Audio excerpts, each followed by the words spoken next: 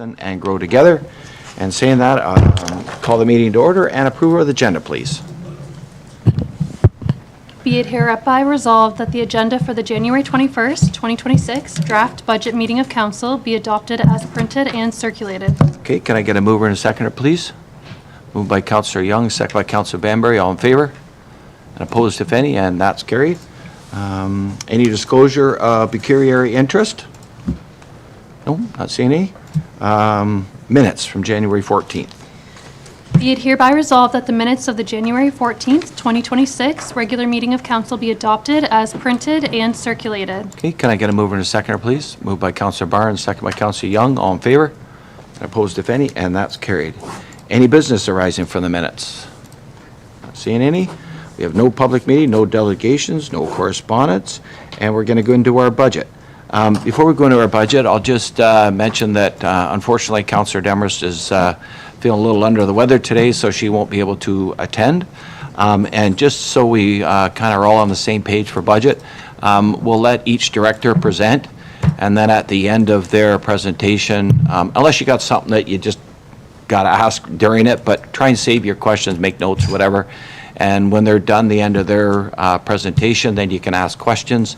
And then once everybody's done at the very end, then we'll discuss whether we're deleting anything, adding anything at the very end of all the discussions from all the directors, just so everybody kind of knows the same format. It's easier that way, I think.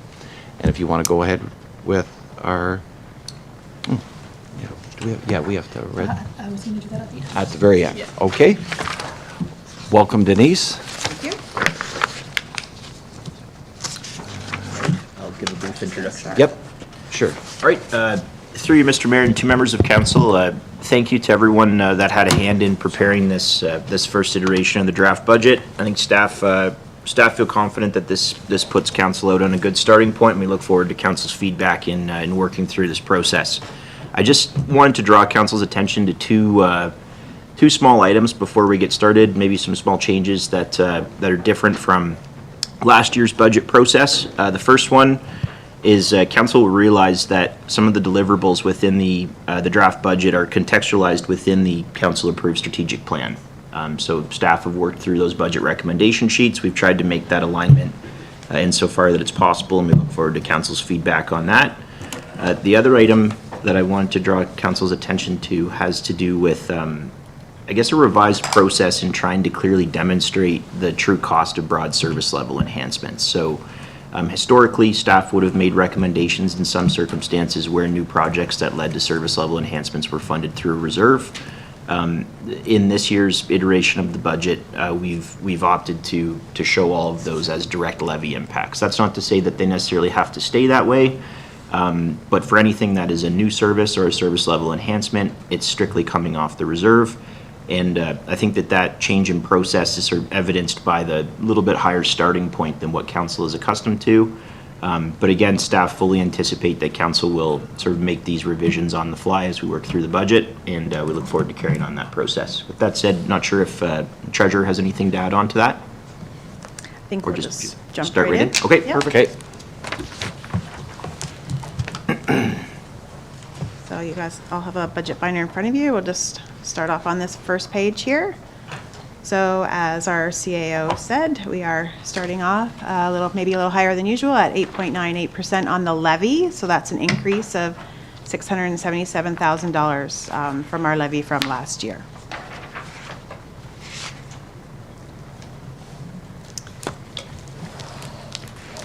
Go to the next page. This is the PSAB budget.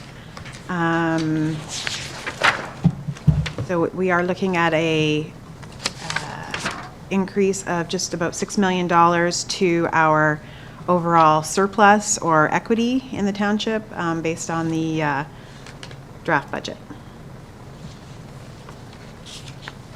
And this chart is a breakdown of the expenditures by category. So it outlines the capital expenditures, contributions to reserves, salaries and benefits, administrative expenses, building and property expenses for all departments, other expenses, and debt charges.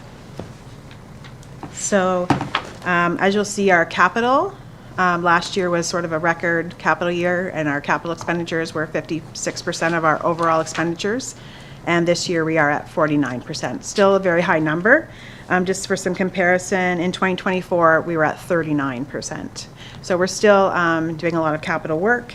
Last year we were at 14.8 million, and this year we're at about 11.8 million. So still doing a fair amount of capital work in our budget this year.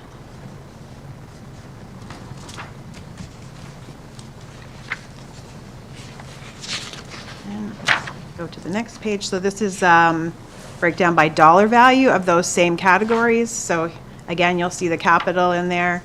The 2025 budget was at 14.8 and then 11.8 for this year. So because the capital is taking up a little less of the overall amount, some of the other categories are, they're increasing by 1% or 2%.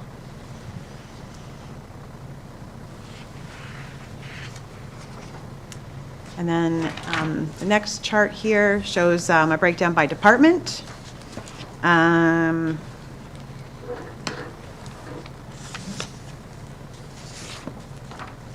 So this doesn't include capital or revenue, transfers to reserves. Some small changes. There's an increase of 1% to debenture payments as we're debenturing more items. And there's an increase of 1% overall to the levy for the police as their budget increased significantly, and Josh is going to speak to that later. So these increases resulted in a slight decrease to the overall share of the pie for public works as well as community services.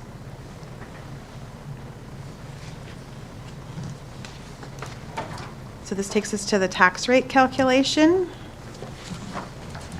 You'll see this page later when we start seeing how some changes affect the overall levy or the overall tax rate. So that's calculated using our assessment for 2026. So this is the information we get from MPAC. So down at the bottom right, you do see the overall percentage of growth of 0.77% to our assessment, or 0.98% to the weighted assessment. So that affects how our levy increase affects our tax rate increase. So right now at the draft budget showing an 8.98% to the levy, we are looking at a 7.75% increase to our tax rate. And then the next page, this shows the combination with the county levy. So the overall county levy for the township increased by 5.8%.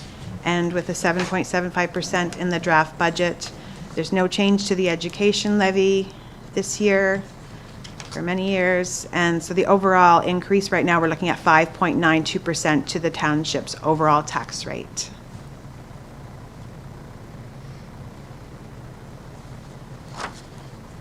And if you've been, so the next page in our budget binders is a budget initiative summary. So this is the items that Josh was talking about that, in past years we may have shown these from a reserve, whether a capital reserve or tax stabilization reserve or working capital possibly. But we are showing these amounts to council so that they can see how they are affecting the levy. So the total of these items is just over $500,000. And the overall increase to the levy, I believe, was $677,000. So a large portion of that increase is due to these items. Another big factor in the increase to the levy is an increase in our contribution to reserves. So as per our asset management plan, we did increase those transfers by $183,000. That was 2.3% of our levy. And those that increase was made as per the AMP suggestion. So that also is part of that increase in our overall levy. So at this time, we're going to start going through the departmental budgets, and we're going to have staff come and speak to these initiatives, which the pages following this summary give you more detail as to each of these initiatives and how they tie in with the strategic plan. And the staff members are also going to highlight any changes to their operating budgets, and they're also going to go through the 2026 capital for their department. So we're going to start off with Clerk's Department. Good morning, members of council. You have before you the new budget initiative of council chambers audio equipment for about $30,000. For some background, the current analog system is original to the building in 2006, bringing it to about 20 years old. It has served us well. However, throughout 2025, some issues came up with the audio. Decent, clear sound is important to both the ratepayers in the audience as well as those streaming the meeting on YouTube. Staff are proposing to replace the current setup with a digital system processor as well as new either wired or wireless microphones to improve sound quality. New speakers are proposed to be placed strategically in the chambers for better audio for those that are in person and having issues hearing. However, since the drafting of the budget, a contractor has tweaked the setup of this old analog system to best suit our needs. And fingers crossed, the audio system seems to be working decently at this point in time. Okay, any questions on that part? The budget? Nope, not seeing any, okay. We'll go on to the CAO.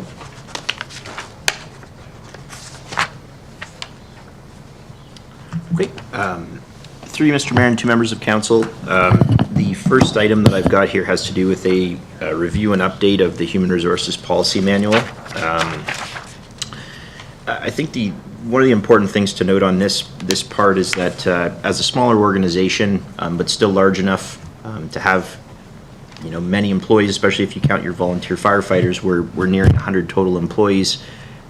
We don't have any in-house HR support, and as a result, we do rely very heavily on the Human Resources Policy Manual. It's something that is a big part of the way that we interact with our staff, and it's prudent for us to periodically engage an external HR consultant, specifically one with expertise in rural Ontario municipal setting, to ensure that this document is statutorily up to date and working well for our needs. Based on some quotations that we'd received from a vendor that's worked directly with other rural Oxford County municipalities local to us, we anticipate that the total cost of this work will be in the $15,000 range. This is a project that really should be done once every 5 to 10 years. As far as the records that I have show, I think a consolidation took place recently, but really the policies haven't been reviewed for the better part of a decade at this point. So we are due. And with that said, happy to answer any questions that council might have. Any questions on this, council? No, council's way too easy this morning. Okay. You gonna do protective services next? No, Oh, okay. I don't really have a lot to highlight in operating under admin, but I will say we did see an increase to our OMPF grant this year from the province. Overall, CPI for all departments is at 2.53, so this also was about $70,000 increase to the levy, as well as some step increases for some staff members that aren't yet at job rate for about $35,000. That's overall departments, not just admin. And I'm going to look at the capital. So that is at the very back of your budget for the admin. So Sarah already touched on the council sound system in the budget initiative sheet that was completed. So that's also included here on the capital sheet. So it's the last tab of your binder first sheet.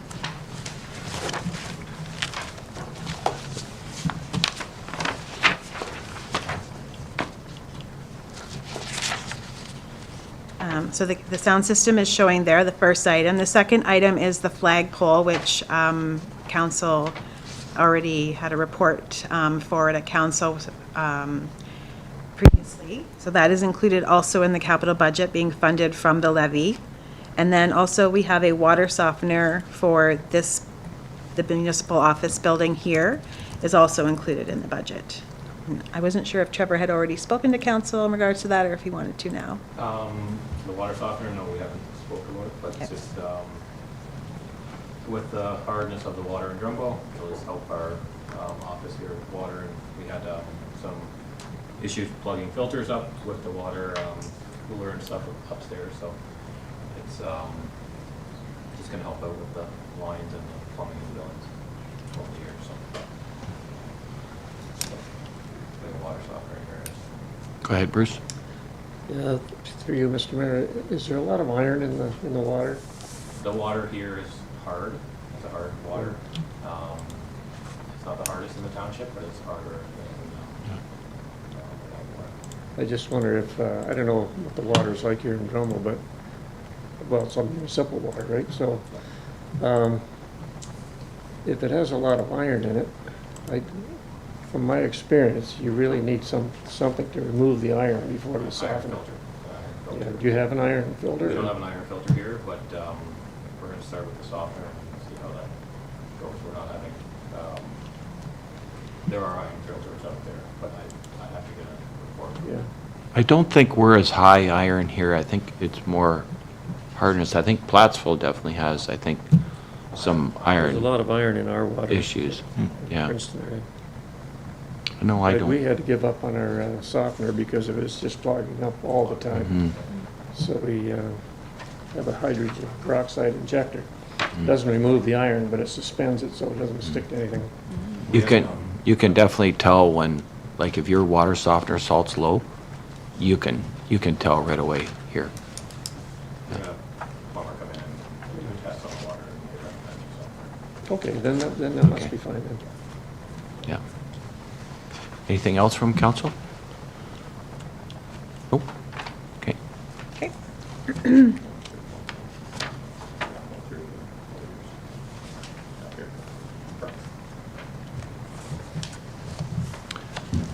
Okay, so we'll go back to the budget initiative sheets, and protective services is up next. So on page 12 is the first item for protective services. Welcome, Drew. Thank you. Morning, Council. Yes, I have two budget highlights here to present to Council this morning. The first one is in regards to a deep clean at Station 82 and Station 83. There we go. As you know, the Station 82 is actually 21 years old now, and Station 83 is 12 years old now. This is to do in the apparatus bay, where the trucks fire up all the time, the diesel contaminants up on the ceiling and everything, the black soot that you see on there. What we're talking about is not just going in with the scrub brush and some Mr. Clean that you get from the local hardware store. It's actually a company that's certified to use the chemicals to give it a deep hot wash and take everything off the ceilings, get the tin back to looking white, get the contaminants off. But when that stuff comes down, it also goes into the drain in the truck bay, which goes out to an oil separator before it goes out to the road. So that would entail, this also includes cleaning out the oil separator as that hot wash is being processed as well. So it's kind of all encompasses everything at once. This initiative as well, we were able to combine it in Station 83, which is Plattsville. Now the lighting system in the truck bay is actually still fluorescent tubes, which when the building was built would have been just before the transition to LEDs. So the lifespan of those fluorescent tubes is coming to an end. So we like to combine with removing the old fixtures, doing the wash, and then putting the new fixtures up on the clean ceiling at the same time. As you know, the ceilings are high there. We do need a lift for them to do this. Over in Station 83, we're able to combine that because through our grant, when we asked for the dryer for the Station 83, we would have to have a lift to run the electrical to it as well. So we're able to combine the rental of the lift with the dryer install to coincide with this initiative as well, so that we save the cost of the lift being brought out 3 times in the rental there, so we're able to work everything together. Going through this, we feel that it's not something that we need to do every year, but it's never been done at any of our buildings, and as I say, they're over 10 years old, and I think it's time for a deep clean that for the firefighters, but also the public that comes in as well, whether it's a breakfast or a tour or whatever, and that means it adds to maintaining and adding to the lifespan of our buildings that we have. So with that, that's the initiative for the clean. Any questions at all on that at all? Go ahead. Is that oil separator system, is that something that has to be emptied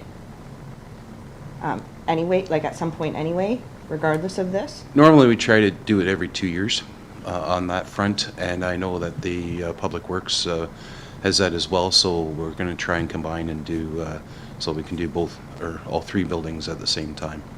Yep. Anything else from council? Just curious, with I can't think what the fixtures are like in the Plattsville one without looking at them, but can they be retrofitted at all? I know where I work, they retrofitted them all. They took are they like a strip fluorescent or? They're an 8-foot, the T12s, the old style high output ones. Yeah. So really and if we look for an energy rebate or anything like that, they're not with the retrofits anymore. They're with the new install. And the price of a new round LED has come down so far that it just makes sense to put a new one up. And when you retrofit, you still have the shell of the old fixture that's 12 years old already. Yeah. So it only makes sense to pull that down and just put the new one up. Okay. Anything else from council? Nope, I'm not seeing anything. What did you choose? Next item, the water rescue equipment. So this is to build on the conversation that we had last budget time regarding the water rescue and items that have been come out presented by the province. We were talking about a rescue team last time. The province has now had that there are 4 disciplines to make that up: surface, ice, swift, and shore base. Each one presents more training, and the cost to that just escalates as we go forward. So it's something for a municipality of our size that just doesn't make sense. And how would we man that and make sure that we're ready to go 24/7? So in looking at that and looking forward, in our bylaw we do shore base. Right now we have a rope that we throw. And that's it. So staff has put this together on how we can enhance our shore base operations so that we are ready, and if it does come to a point where we have to enter the water, then we can ask our mutual aid partners to join in as well. But this is so that our people are able to attend the shore of a pond, the water, our waterways, that we can reach people and we can assist and still maintaining our shore-based prerogative on that point. You'll see that part of this is just to upgrade. There's 4,000 that's shown there. That's more for the life jackets when we are around the waterways. Even when we have a structure fire and we're drafting water from a pond, we did that on New Year's Eve. Firefighters are to wear flotation devices when they're drafting water and that kind of thing. What we have here is, and there's some pictures on the next page there, they have these looks like a fishing pole type idea, but and the attachments that go on the end, but that will actually go out 50 feet. So with a flotation device on the end of it, along with the other mechanisms that put that together. So if we had 2 stations, each one, we could have stations on either shore, and we couldn't reach up to 100 feet type idea that way. So it's not an enhanced level of service, but it is an enhancement to the tools that the firefighters would have from a shore-based operation to cover the water bodies that are in our municipality. So that's the premise for the upgrade to the water rescue equipment. Okay, any questions from council at all? Nope, not seeing any. One more? Okay, so if you want to look at your capital or highlight any operating changes, if you have any, I'm not sure. Yeah, if we want to go to operating first. That's- The tab 3, is that where you're going? Yep, page Yep. 39 starts that.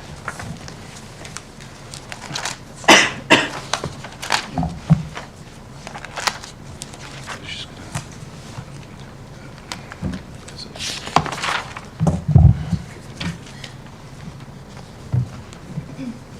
That's the only. The operating, fairly straightforward as far as any changes. Couple of little items. I mean, some truck repairs here and there those costs are going up. Nothing major. You will see that under the employee health and safety, which is on page 42, they will have the same page number. Yep. In the adjustments, you will see it's a total amount there of 19,000. Just to let council be aware that total is our Peer Connect, which is divided by 7 for the municipalities, and it's shown in the revenue from other municipalities on the other side. So that total, that 19,000 is divided by 7 municipalities, just so you're aware of that. Other than that, operating staff feels is straightforward, and welcome to any questions on operating side. Okay, any questions on any of the operating? Nope, I'm not seeing any. We'll just move over to capital for 2026.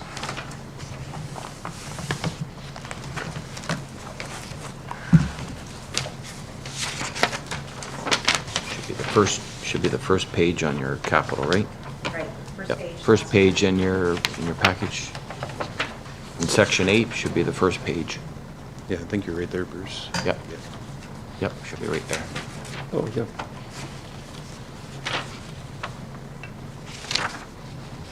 Okay.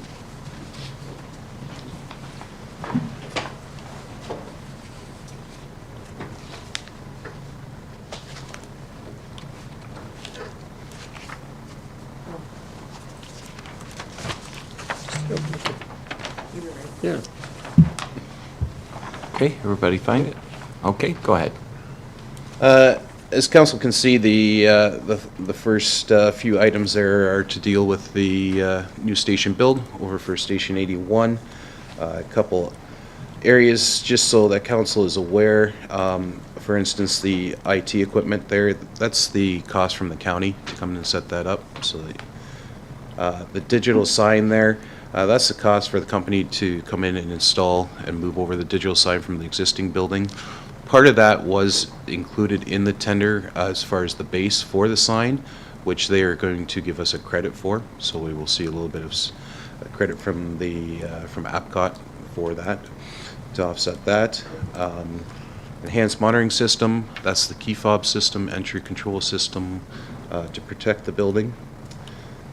We've talked about the lights at the Plattsville station, Station 83. So that's the upper portion to cover any items with the build that are going on.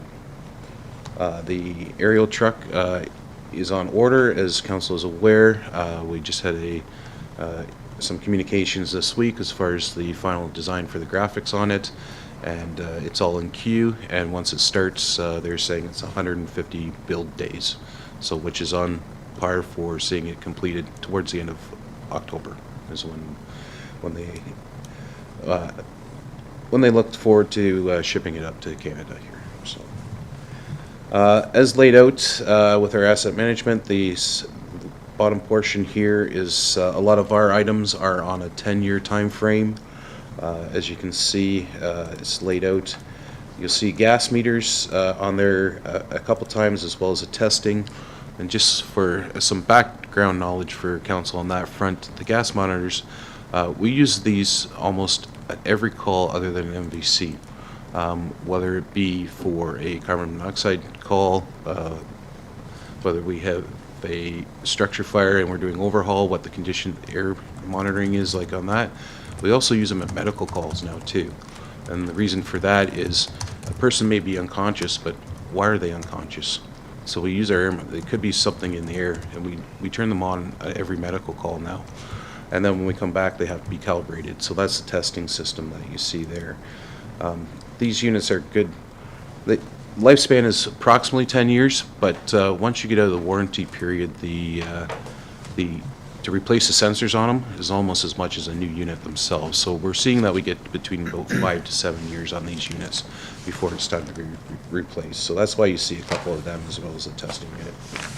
And the bottom item there, the fire protection, or the cancer prevention grant from the province, we have been approved for. We have signed the contract with. So those wheels are in motion for the items that were presented to council at the previous date there. So that's 2026. Going forward, following years nothing has changed on that. The apparatus are still the same on that, and just looking forward to 2029 is when the Bright's tanker is due to be replaced. So looking at build schedules and everything, we'll have to have some discussion on that in 2027, just to give us enough lead time. So everything else is par for the course. Okay. Any questions on any of that at all? Still, there'd be, just, I think I've asked you this before, but no issues as far as getting it across the border with any kind of tariffs, duties, whatever, we hope? As of 10/31 today, no. Norwich Township received 2 pumpers from E1 approximately a month ago, and they did not have any issues at that time. So. Okay. All right. Thank you. That long ways could change every other hour, I think, with the way it's going. Okay. Anything else?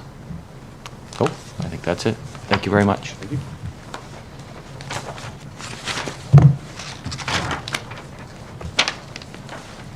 So we'll have Jim come up from Public Works, present his budget highlights, and operating code.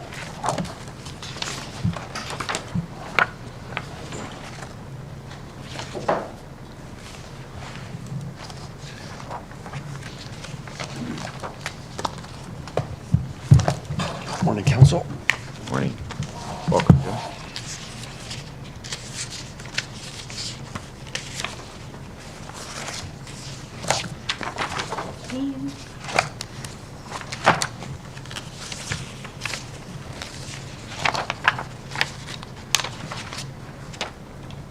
Okay, everybody there, page 15?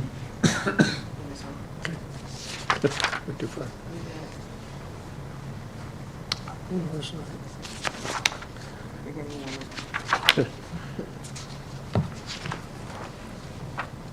Okay. Alrighty, so the first one you have in front of you is for the Drumble Yard. This is for a proper storage area for the garbage, the roadside pickup that we tend to collect, and for tires. We currently just have an area at the back of the yard that everything gets piled. It's not very neat. It's not very environmentally friendly. Everything is just piled together. What we are requesting is to put a hard surface down on the ground and blocks to identify proper storage for the different material. By doing this, it'll allow staff easier time to pick it up. They're not spending time sorting the material. When they bring it in, it's put in the proper bins. Any questions regarding that one? Any questions from staff or staff council on that? Nope, not saying any. Thank you. So the next highlight is the shoulder machine to apply gravel to the township roads. This is a little unique. Typically when we purchase equipment, it is for our township only. With this piece of machinery, it is rather expensive for one township to endeavor. So the 3 northern townships, Zora, Esor, Tavistock, and ourselves, are suggesting that we do a joint purchase with this, a joint use for this.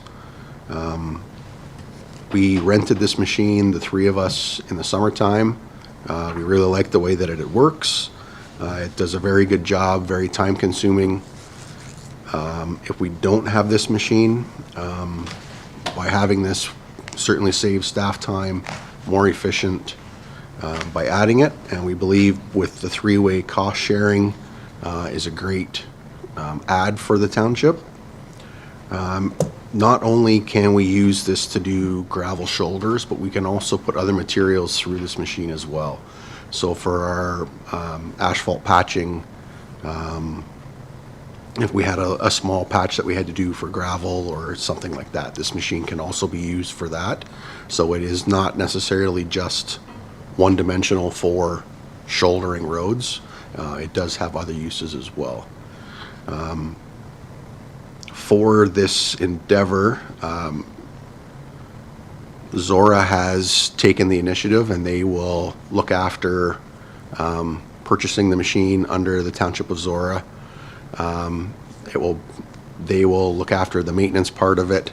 However, what we've agreed upon, if this is to be approved, if we're using it, obviously, and something happens to the machine, we would be responsible to making sure that when we got it, it goes back to the same quality that we had it, no different than if we were renting a machine.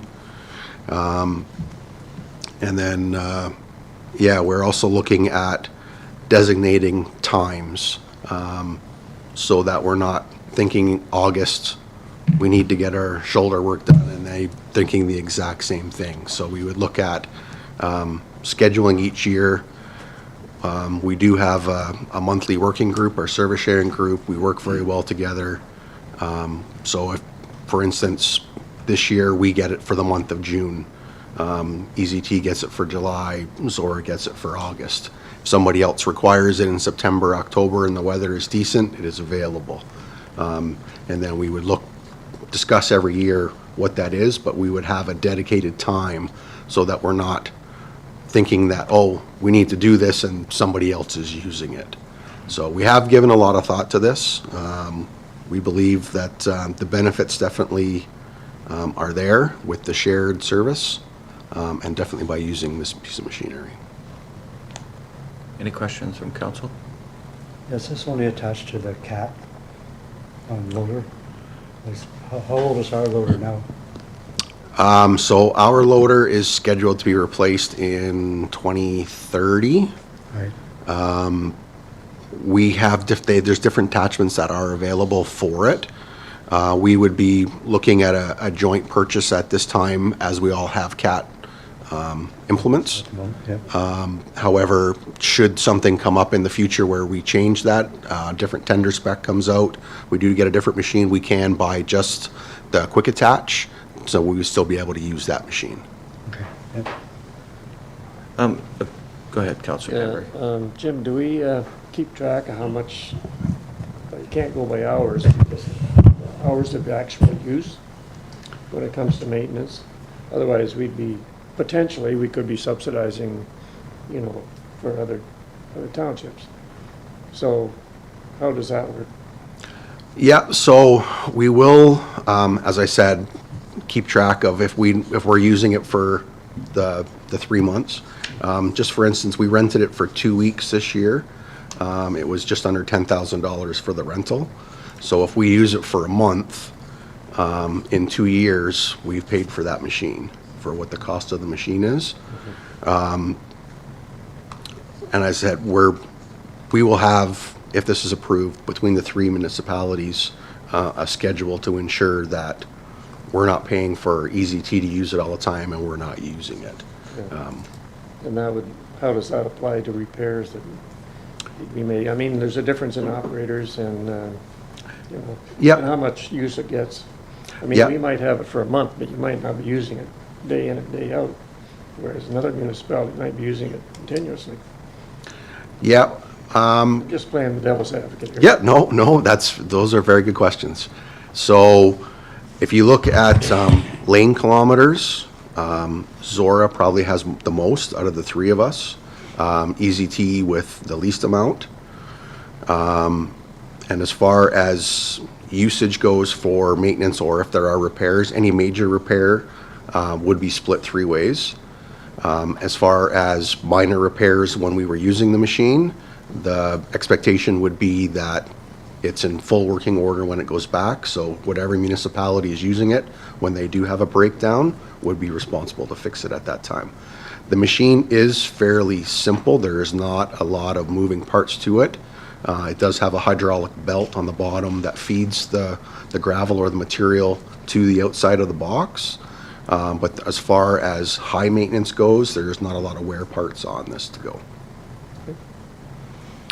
As far as approval, I know Zora's already passed it. EZT's, I think their budget's coming up shortly. Has there been any sense that you think it's going to be passed by all 3, or, I know it may be hard to tell, but... Yeah, obviously, we've had the conversations and believe that it will be passed by all 3. Obviously, once it gets in front of council, it's their final decision to do that. Sure. I don't believe any municipality is willing to go on their own, so it won't be purchased unless we do have that agreement where the 3 of us are going in on it. Okay. If it happens to be just us and them, if council agrees to approve it, would it be, so it would be a 75, obviously. With that extra money, or do we have to discuss that again at a later point? Because I'm presuming that Zora's passed it, but if they put a, contingency in there that if it's not?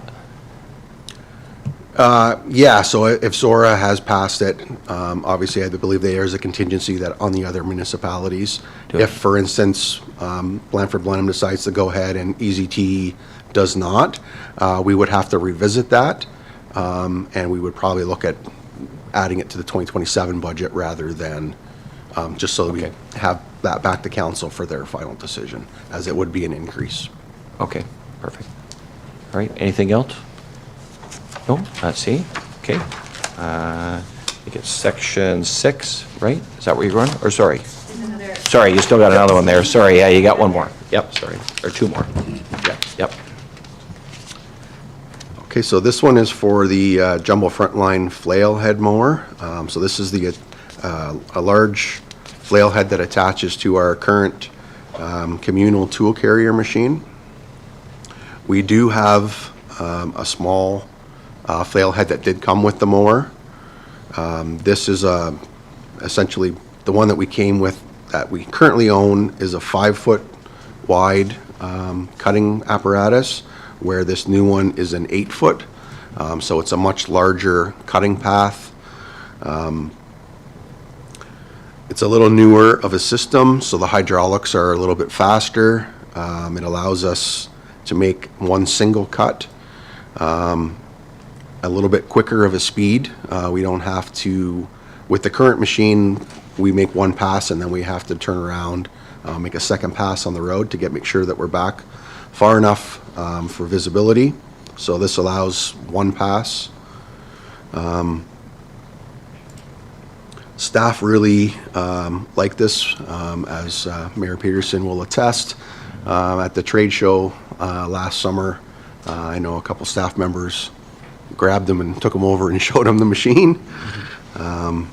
So for efficiencies in the department, a much nicer cut, a little bit quicker for service, we're recommending that we purchase this new flail head for the current machine we have.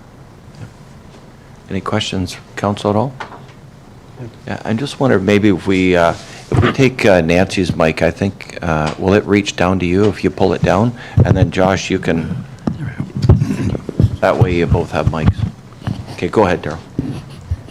Forgot my question now. No, I see that work and it does a good job. Will we be able to trade in the old one on this one, like the one that we already own? I haven't asked that. It's a little, so the current flail mower that we had goes on our extended arm. So it's nice for getting the backside of ditches or hillsides, where this attaches to the front of the machine. So we wouldn't have that reach. So at this time, I would recommend that we keep the both, as they are, we could be used for 2 different instances. Anything else? Councillor Young. If this was, I know that right now, I think we do the sides twice a year. Correct, That- yep. So I'm just wondering,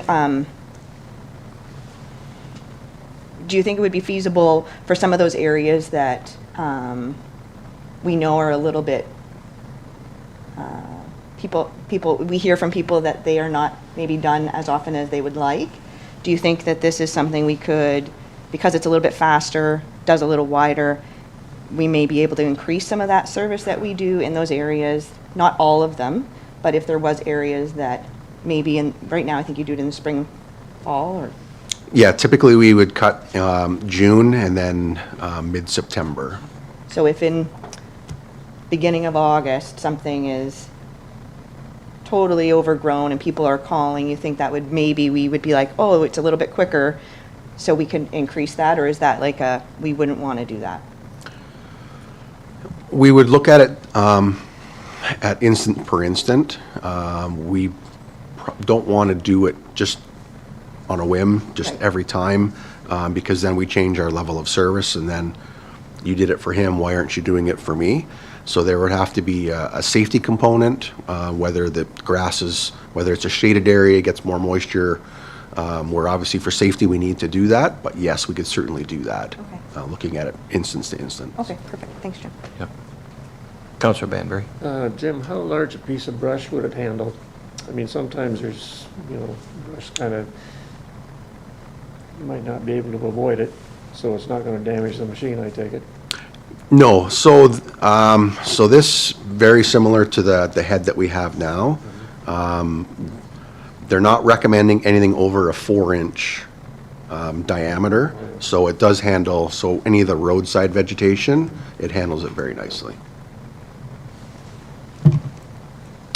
Anything else?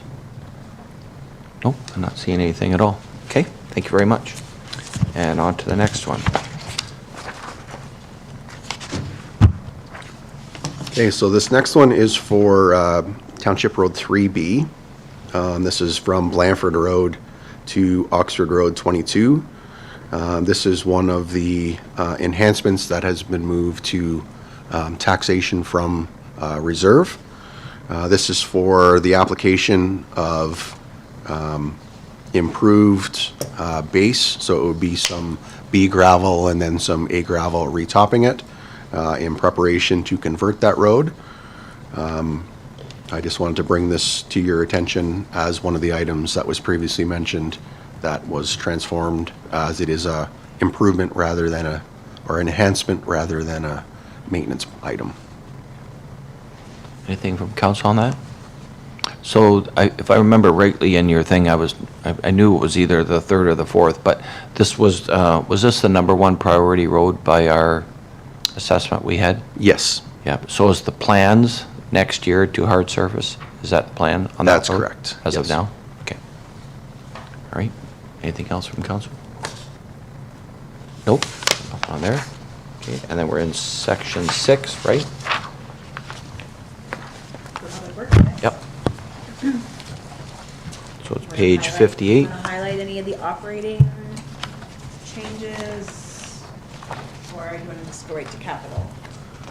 as far as the operating, there wasn't a lot of changes this year.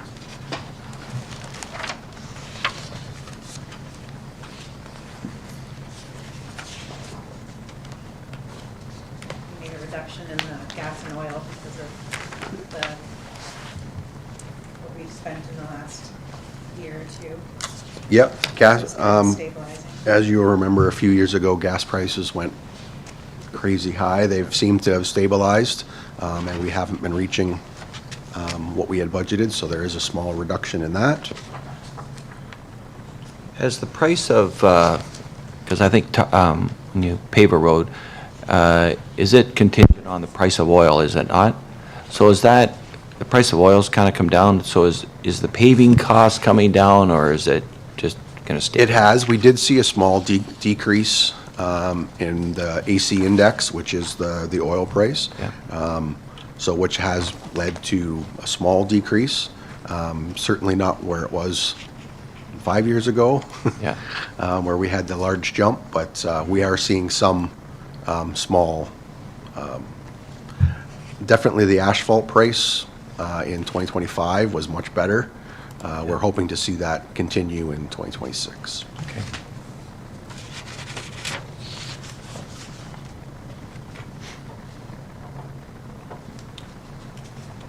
Is there any questions regarding the operating? Oh, not seeing any. Okay, we'll go to our capital, which is still the first page at the back, at the bottom. Starts there.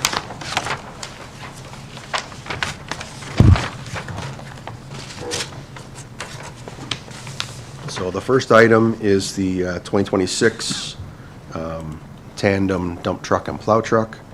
To refresh council, I did come in 2025 requesting that this item be moved forward so that we could get it ordered. The cabin chassis has been ordered and is completed.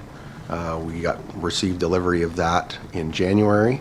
It has since gone to the manufacturer, EFI, to have the plow equipment and the box put on.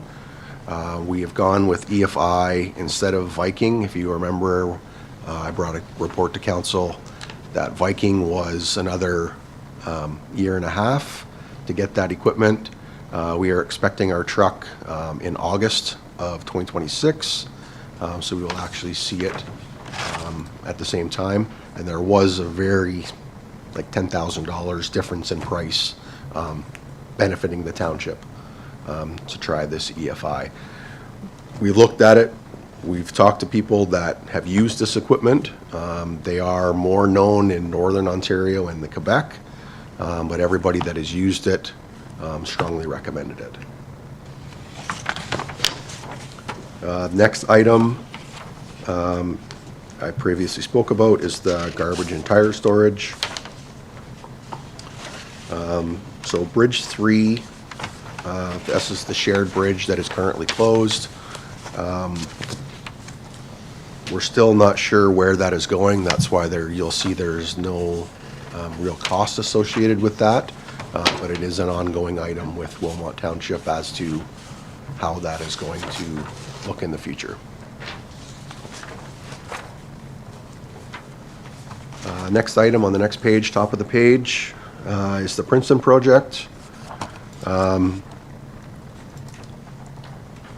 We have adjusted that number a little bit. I apologize to Denise. I did not get her those figures before she had these all printed. But that was an increase of 1.5. That extra 500,000 is just a carryover from the work that wasn't completed in 2025. So it doesn't really affect the reserves as it was already scheduled to come out. Just while I'm on that subject, we met with Cassidy this week. They are planning to get in as soon as the weather permits, April, May, finish the driveways, finish the topsoil. And as well, we are working on the tender for the final lift of asphalt, which will also be done. We're going to request June, July for that to be completed.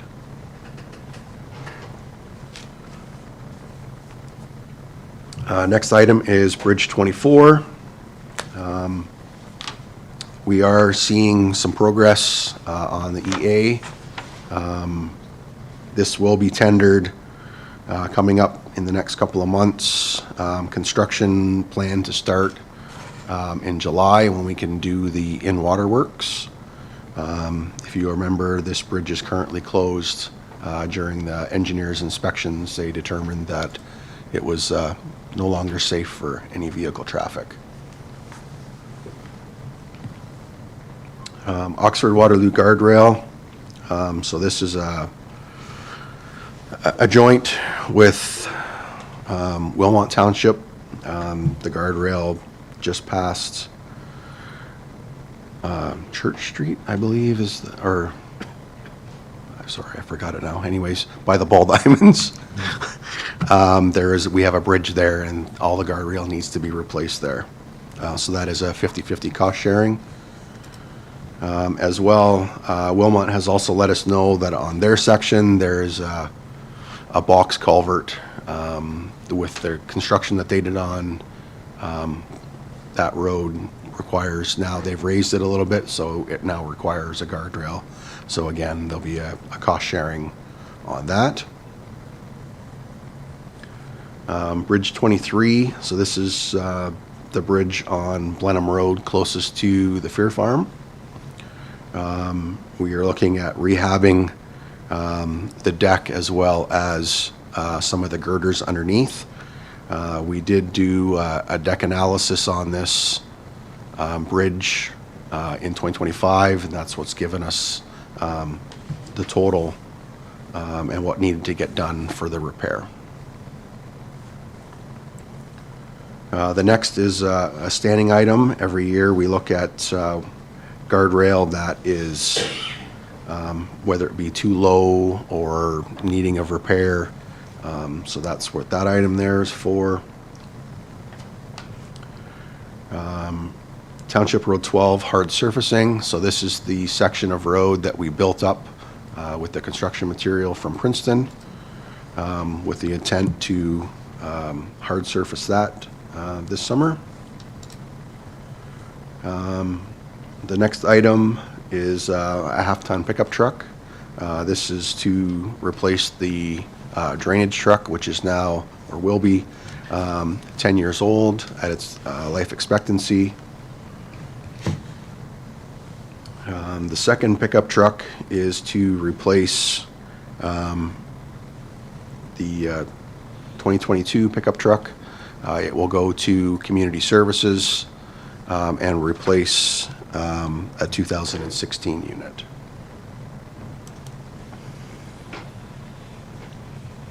Again, as I previously mentioned, the base improvement on Township Road 3. And then the jumbo flail mower head, and we have the shoulder machine. And then Bridge 43, which is the bridge in Canning Road. That's okay. This one has also been identified in our OSM requiring some work, so we will be doing, having a bridge analysis done on that to determine exactly what work is required, and we will look at doing that work in 2027. And then the next item is our resurface roads. So as you're aware, every 7 years, we resurface our tar and chip roads. So this year we have Township Road 9, Washington Road, and Blandford Road.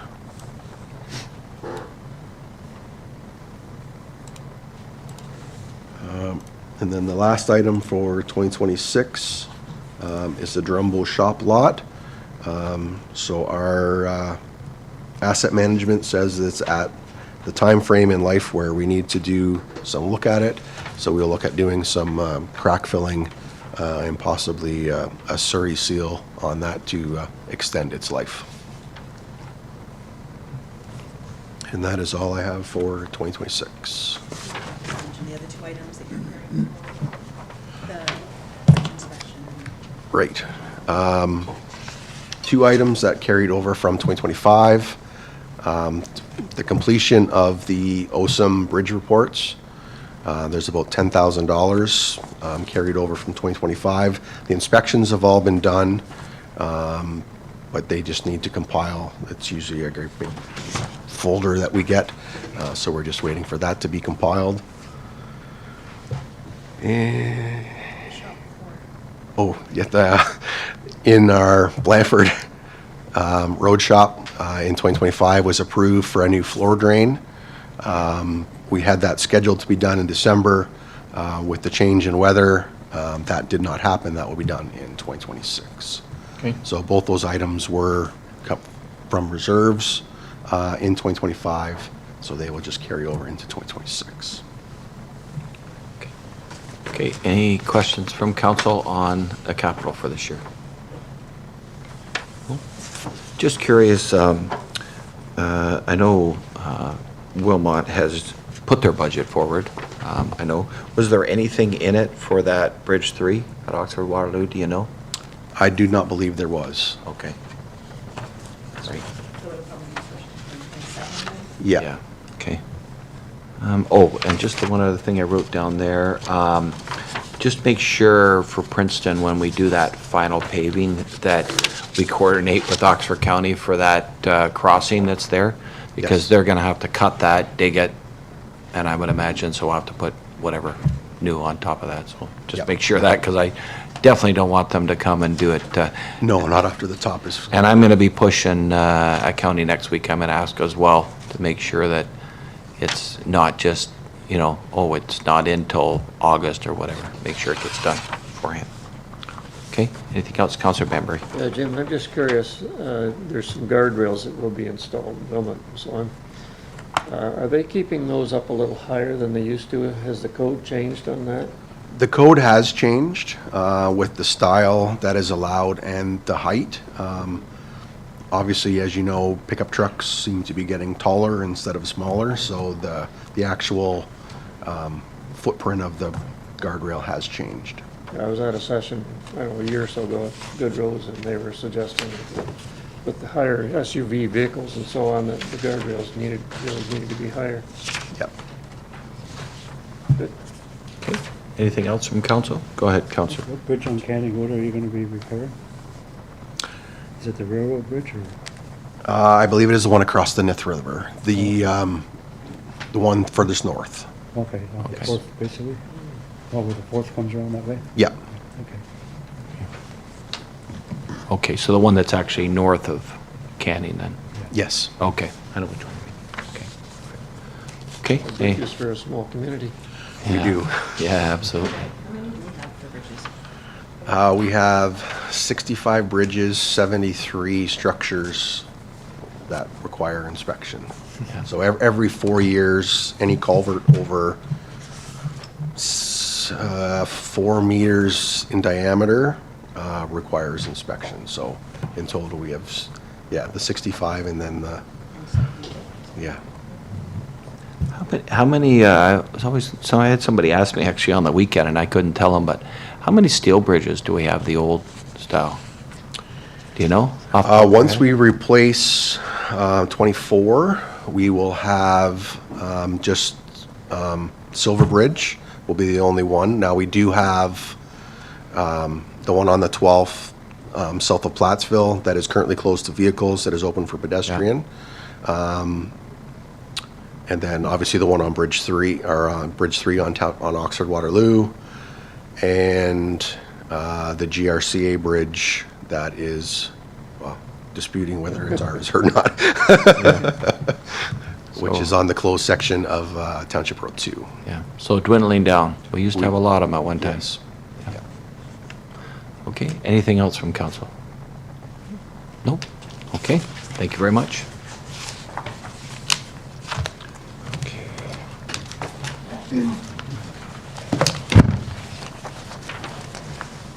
Okay, who do you want to do next? We keep going here, do you want to speak on building the police? They don't have any budget initiative sheets, we kind of skipped over them. Sure. Yeah, why don't I start with, I'll speak to the police budget a little bit, and then we'll bring over the chief building official, and he can give us a brief overview of his departmental budget. So as far as the policing budget goes, just gonna direct everyone, I think that was tab 4. It's tab 4? External? Yep, so on tab 4, a little bit of background for members of council. So the province's review of the OPP cost recovery model resulted in some new regulatory amendments to municipal payments for OPP policing. So as everyone will recall, in late 2024, the province did announce some one-time financial relief for municipalities following the, I guess, the finalization of the new OPP collective agreement. That was obviously some substantial costs that came towards municipalities. We received a one-time payment last year. Fast forward several months, the province also announced a cap on 2026 capping, cost increase rather. So that cap was 11%. It also included some discounts for municipalities. So while we have realized I would say a fairly notable change this year in our cost this year over last, we did benefit from that 11% cap. And looking forward, I would say that these are sort of Band-Aid one-time solutions. There's a good discussion to be had around the sustainability of police service costing, and I expect that's an area where council will focus some of their attention on in the years to come. Our situation certainly isn't unique on that. We're one of many municipalities that are experiencing these cost pressures, but for the time being, we'll await further updates from the province on how they're looking to make this sustainable into the future. I definitely worry about pay me now or pay me later scenario with a one-time payment. Funding for sure. Okay, anything on that from council? Nope, not seeing any. Okay. So the next tab in your book is the building drainage section. Yep. Yeah, because he had nothing up there, did he?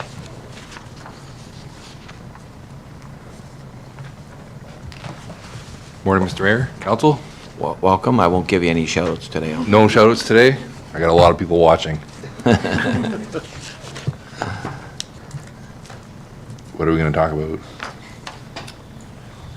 Well, I will mention that the drainage truck, as Jim said, was coming from reserve. That one, the building, the drainage superintendent also is a building inspector, and that truck is coming from the building reserve. You also have a full-time administrator helping out in building as well as public works. So that is added to your budget this year, split 50-50 between public works and building, but again, the building portion is funded with the building reserve. I don't know if there's anything else you need to add as far as any changes to your department this year? Nope. Yeah, I might just Go ahead, Josh. weigh in real quick. One of the things that council might realize is that our building department reserve position isn't quite as strong as it once was. The reason for that has to do with these new expenditures that we spoke about, sort of occurring at the same time that we did see, I would say, historically low, or at least in recent time, historically low building permit totals. Most definitely. That's another issue that certainly isn't unique to Blandford-Blenheim. Even in looking at some of the other rural Oxford municipalities, I'd say we're very much in the same boat. I think we're fortunate to be in a really good position in the building department in terms of our reserve position for historic years.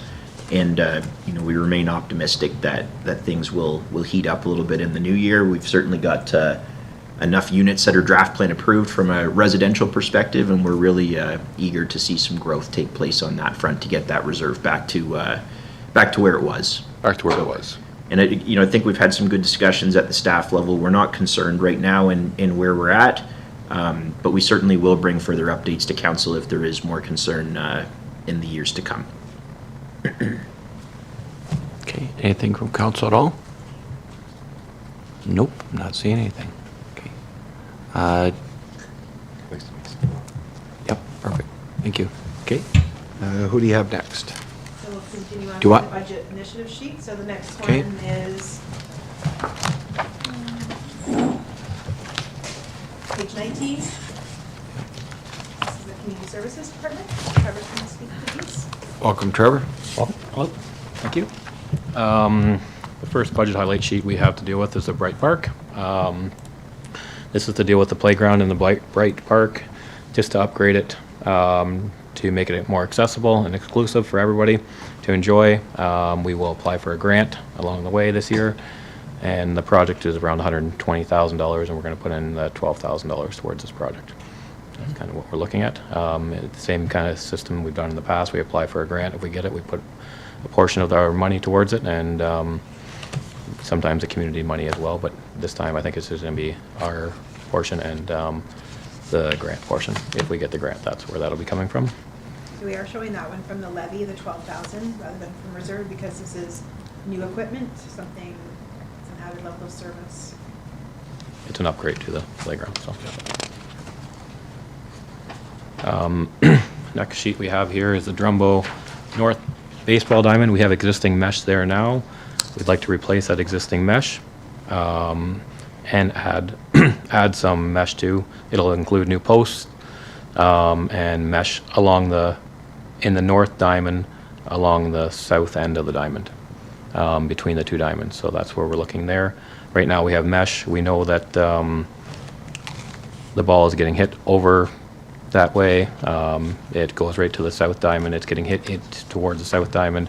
It's just for more safety concerns about the balls. And if people are watching the south diamond, they're not watching what's behind them. So that's kind of that plan for that. Okay, any questions on that at all?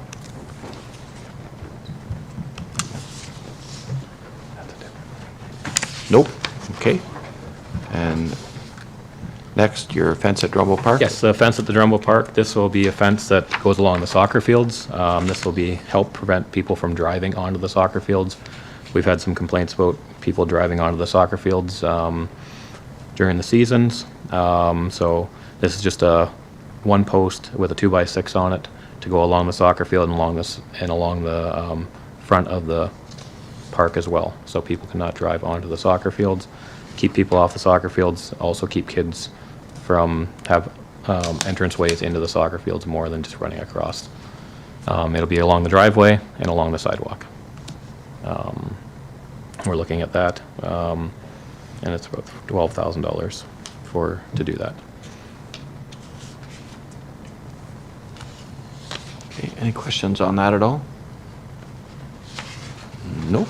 Okay. And Plattsville baseball field? Yep, Plattsville baseball field. This is just adding mesh and fence to the Plattsville baseball diamond along the first baseline. From the backstop at the Plattsville baseball diamond to the outfield fence with mesh and a fence. This will prevent balls from going towards the splash pad and also the playground area, and people walk between the splash pad to get to the diamond. Again, just we've seen people not paying attention, and it just will increase the level of service for safety concerns. Okay. Any questions on that at all? Just curious, I know I was asking you a bit about the separation of the costing of it. Do you know what the difference is between the mesh and just the fence itself? So the fence, if we put a mesh and the fence together, we'd do a 4-foot fence. If we don't do the mesh at all, we'd probably do a 6-foot fence, and the 6-foot fence would be around that $15,000 to $20,000. Okay, 15 to 20.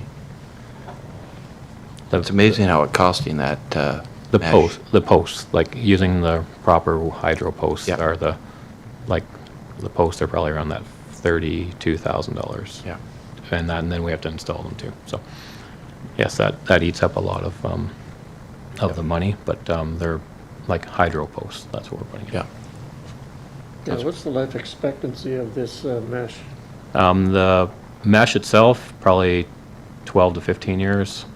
The posts will be longer. The wooden hydro post will be longer. Yeah. Yeah. I think the mesh in Drumbo's got to be 10 years old or so. Yeah, 2013 we put that in. Yeah, So it's over. and 10 it's- years. Yep. Seen better days, but Yeah, it still works. There are Yeah. there are some things we can do too to maybe not leave it up in the wintertime. We can pull it down, put it on chains, and that's why it's a little bit more money too, for making it movable to make it last a little bit longer. So yeah. but again, that can be changed. But I know they've done that in a lot of parks in Woodstock. They take it all down. they take it down for the winter. You'd be surprised how much it does get. The wind does wreck it. Yeah. So. Okay, so if we just did the fence, it's about 15 to 20, and if we do the whole thing, it's 90. Around that 90 mark. Okay, Yeah. perfect. All right. Anything else on that? Okay, we'll go to the Drumbo splash pad. Yeah, the Drumbo splash pad, we installed the Drumbo splash pad in 2018. At that time, we didn't have enough water to run a direct line to it. So we did move forward with using the well in the park and putting a recycled system in. The recycled system has been good for us. It does go down a lot more.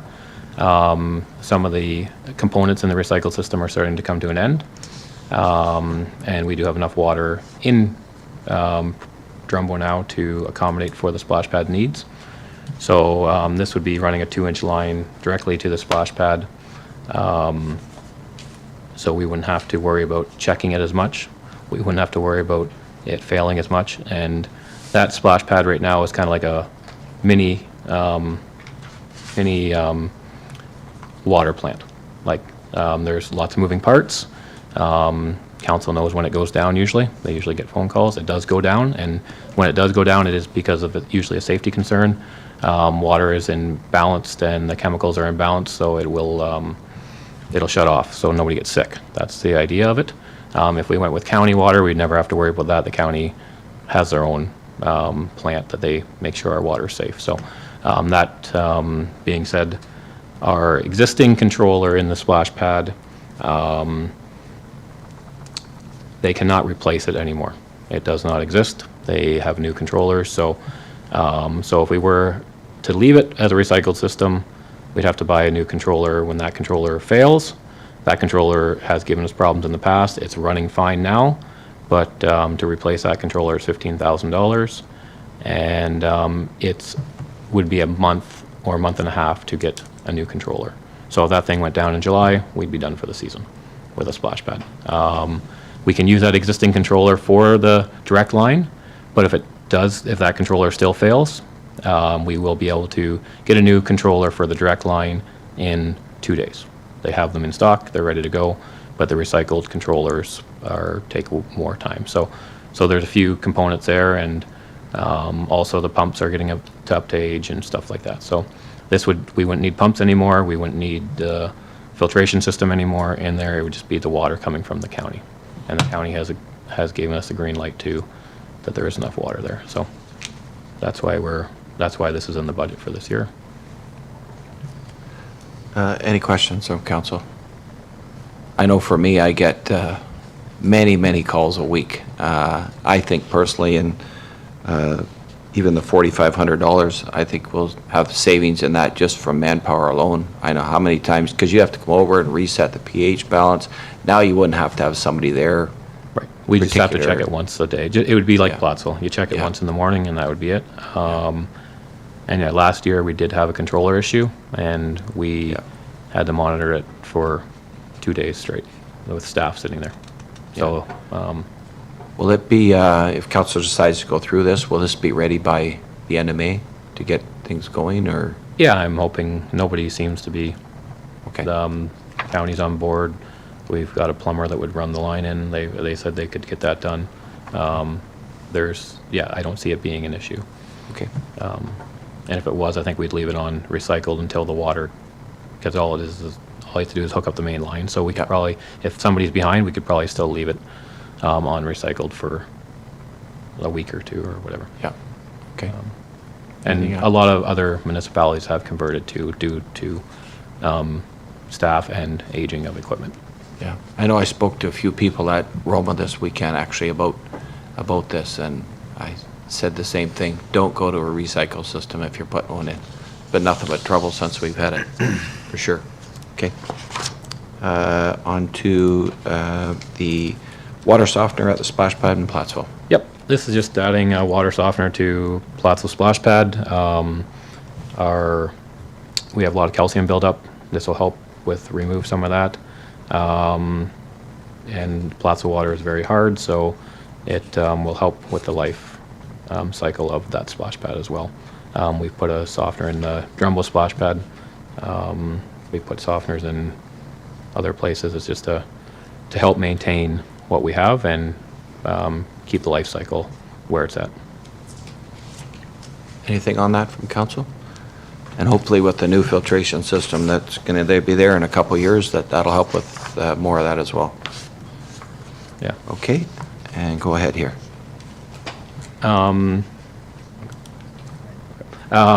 This is a cemetery annual foundation repairs. This was a direction from council a few years ago. We've been doing it for 5 years now, and put away $7,500 to fix the foundations in the cemeteries. It was a direction from council at the time. We do not need to do it, like it's not legislated for us to do, but it is. It was just to preventative maintenance program for our cemeteries to keep our cemeteries looking better than they were. In the end, if the foundations are are bad, we can lay down the stones, as long as the stone, like, we don't have to fix them. The families can, but it was just at the time, council addressed it and said they'd like to move forward with it, so we put $7,500 away. At the time, $7,500 went a long way. Today, it doesn't go as far, but this was an ongoing program that was gonna keep going as long as council agreed to it in the budget, so. And I'll just note that most of these monuments are from families that are no longer around, so there's no one to foot the bill of the repair, and laying the foundation, or sorry, the monument down isn't as shocking when there's not as many family members around. Right. You don't get, yeah, you won't get as many phone calls. If, and for staff to trace it back to family, we're just laying them down. Like if we were to have to. Yeah. Some of them are from the 1800s. Any questions from council?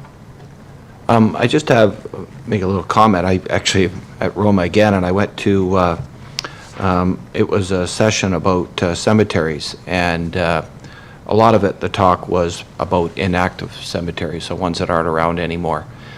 And the question was asked, what do you have to do? And legally, all we have to do is cut and trim. That's legally all we have to do. So I did talk to a person, he was from Hamilton. I have his card somewhere here. And they do a lot of repairs, and some of the repairs, I did ask the question, so some of the stones, I know if the base is gone, that's a whole different scenario. But I think we do have some, especially the old white ones, he says you can't dowel them together because they just fall apart. One thing that they did, and I asked them if it could be done, is they use like a PL or liquid nails or something. And it's just the ones that are like, say, broken across the middle. And I know we have some of those that are just broken across. And he said they actually do that. They'll put it across very carefully, make sure it's not oozing out all over, but they'll put it across and hold them together. In 5 minutes, it's so they said they did a lot of those ones rather than laying them on the ground. And they said, you know, it's I know it's part of the process, and if you can't find somebody to do it, it's just a little more respectful if we can do some of those repairs in-house. They did it. He said they would kind of help us. There was another scenario they had for, you could even, it's a stainless steel channel that you put down on top of the stone, and you could put it up the side so far, and then the stone just kind of slides down in it, water drain.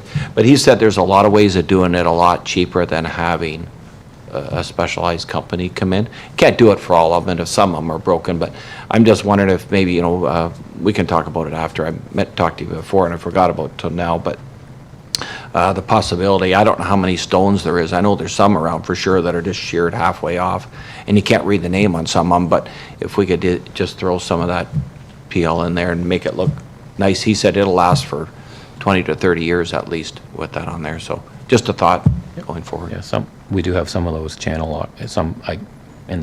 before I was here, we do have some of those channels. You see them with those white stones. Yeah. Some of those stones don't even have foundations, they're just put in the ground. Yeah, absolutely. But, yeah, for sure. Yeah. We can. And he said they even did, where they even had, and I know it's all about manpower related to it, if you have the time, right, but where they even have poured a new foundation themselves. They just found it was a lot more efficient to do it themselves than to outsource it. Just, Yeah. like I say, I don't know what manpower times we have, but I did like the thoughts of the gluing of the stones, and rather than laying them down. Be easier for you guys to cut grass too if they're not laying down on the ground too. So anyway, I just want to bring that up. Anything else from council on that? Nope. Okay, and we'll go to capital, which is what, the second page, I think? Would you like, At I the can bottom? give you a brief update of operational. Or operating, oh, sorry, yeah. That's the 7th tab. Seventh, If you see the details. Yeah. I'll just quick do a brief description of where some increases are in our grass. Our parts and equipment, we raised it by $750 just because, again, things are costing a lot more. And when you go to a store, and most of these are just all of them are due to cost increases. And we're seeing that everywhere. Contracted services in the arena, we made it up by $600. Equipment repairs in the arena was $2,000. Equipment maintenance is $2,000. Again, stuff is just, I can't believe what things cost anymore, but in the ice maintenance, we've raised it up by $1,000. In the ball diamonds, as a whole, we raised it up by $900, ball diamond maintenance. In the building, in the parks, we raised it up by $1,500. The Drumbo splash pad, the flow-through, if we go with a flow-through system, we lowered the parts and supplies by $4,500, which is down to $2,500, and we added $9,000 to the water expense, because it'll be about $9,000 for the water. That's based off the Plattsville usage. So we that's our rough idea that we took from there. Community centers, again, just the building maintenance part of it, we raised it up by $2,000, and the same with the contractors. Princeton Cemetery, we raised it up by $1,500 to take down a tree and maybe add some gravel to the driveways, just a little, just to fill them in a little bit more. Those are our main highlighted increases in operating. Okay, any questions on any of the operating costs? Nope. Okay, and now the second page on the capital.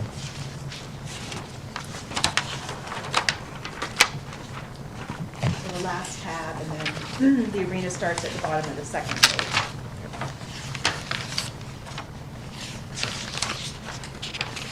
Oh. If we're just looking at 2026. Oh, okay, are we doing all, okay. Start with 2026. Replace the boiler mate, hot water at the back, just life expectancy. We're looking at stall mats. They were moved from the 2025 capital to 2026. Doing 2 heaters in the stands, again, just based off life expectancy. The dehumidifier is based off life expectancy in the arena, and just an overhaul of compressor number 2 is based off, we do that every 5 years to try to maintain a life and keep it running as long as we can. And they do an analysis kind of on the compressor when they do take it apart, so we do that every 5 years on them. So that's for 2026, that's what we're looking at. If there's anything that changed that you want to highlight for future years. At this time, we're, no, I think in the asset management, no, I think we're okay. Parks is on the next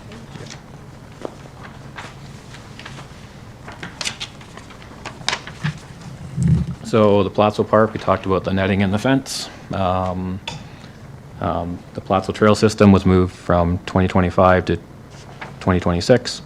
This is in-house staff doing it with the partnership with the roads crew, so we're going to try to get that done this year. That's a trail along Hostetter Road. Princeton Park, this was $4,000 put in there for fencing with partnership from the neighbors, if they're on board with it. That's where we're going to go with it. Drumbo splash pad, putting the flow-through system in, we talked about that. Plattsville splash pad, the water softener, we talked about that. Bright Accessibility Park, we talked about.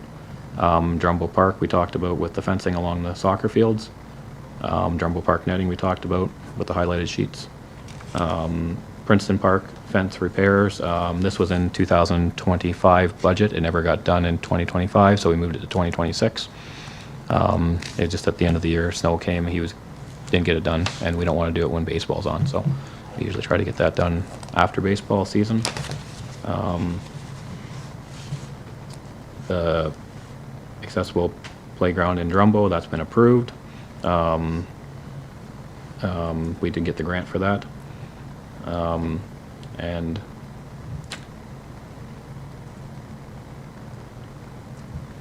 the septic work at the Princeton Park, this is just to take our septic system that's hooked into the Princeton Fire now and put it into the park independently. Accessible washrooms in all 3, in Plattsville, Drumbo, and Princeton Parks. This is all based on getting a grant. And we'll be, if we get the grant, we'll be moving forward with that project. And all parks are getting some picnic tables. We're going to build some new picnic tables for 2026, add some picnic tables.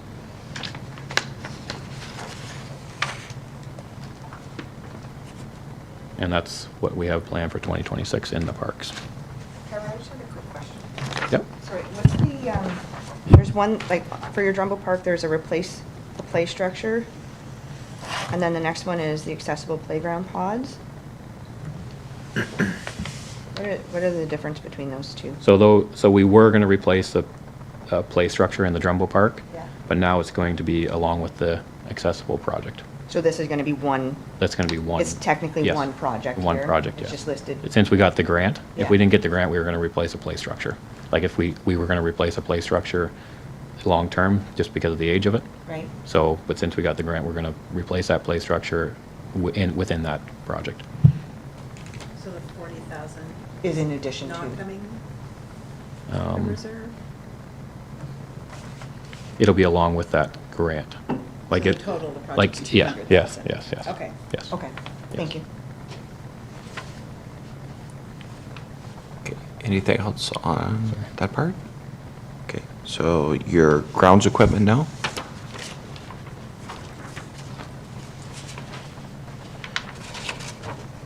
In 2026, we're looking at a new lawnmower to replace, and this is just off of what we projected when we started the grass cutting program. Every 7 years, we replace the lawnmower, and then the trailers every 10 years. So we put that, it's due for replacement too. So those are the two items that we're going to replace this year, just to keep them up. And Any questions on that at all?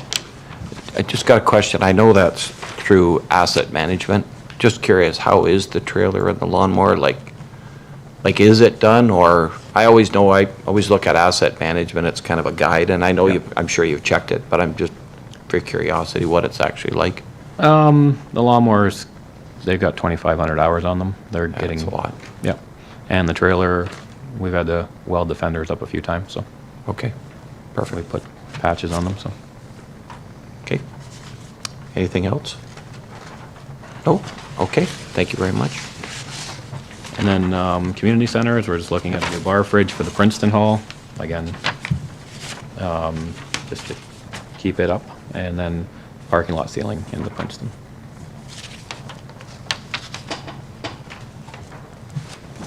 Okay. Why are bar fridges so expensive? They just, between $5,000 and $8,000, depends which one you get, if you can get a cheap one or you can get an expensive. This must be a There's- good one. Yeah, yes, yes.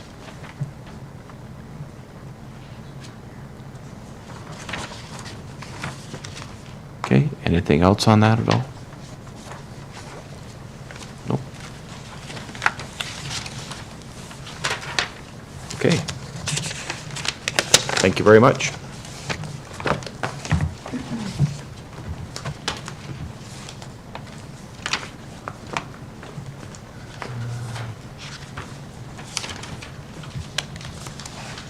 We have the, Thank you. is that everybody? Okay, I'm gonna take your attention now to page 26, reserves.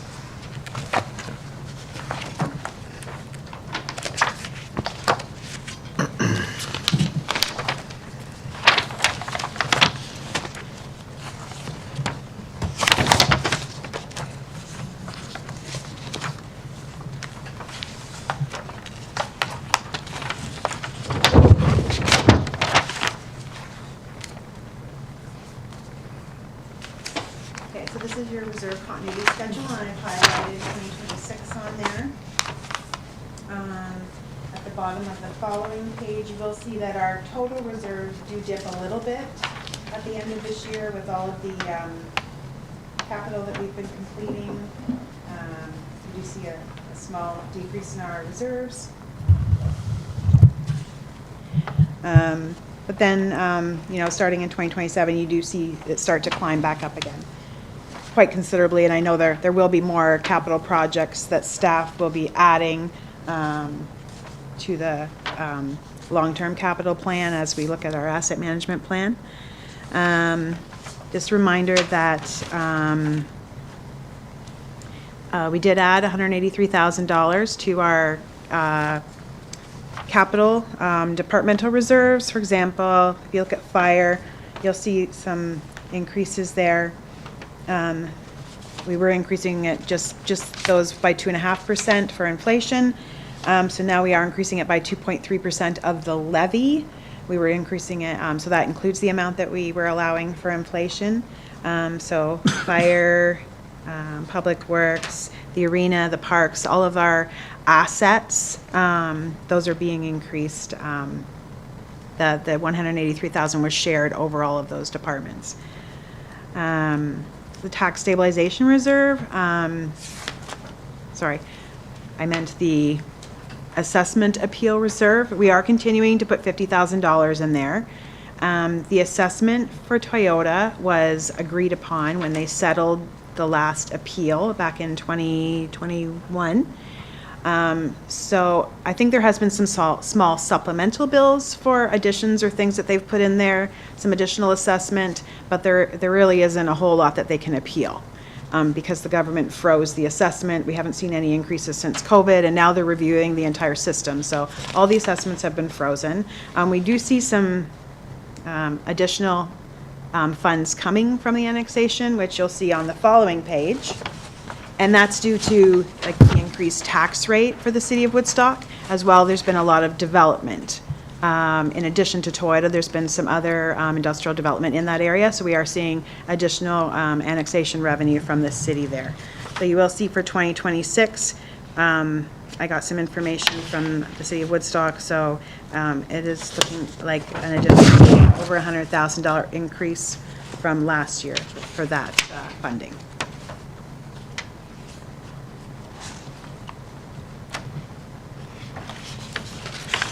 And then the next page is the debentures.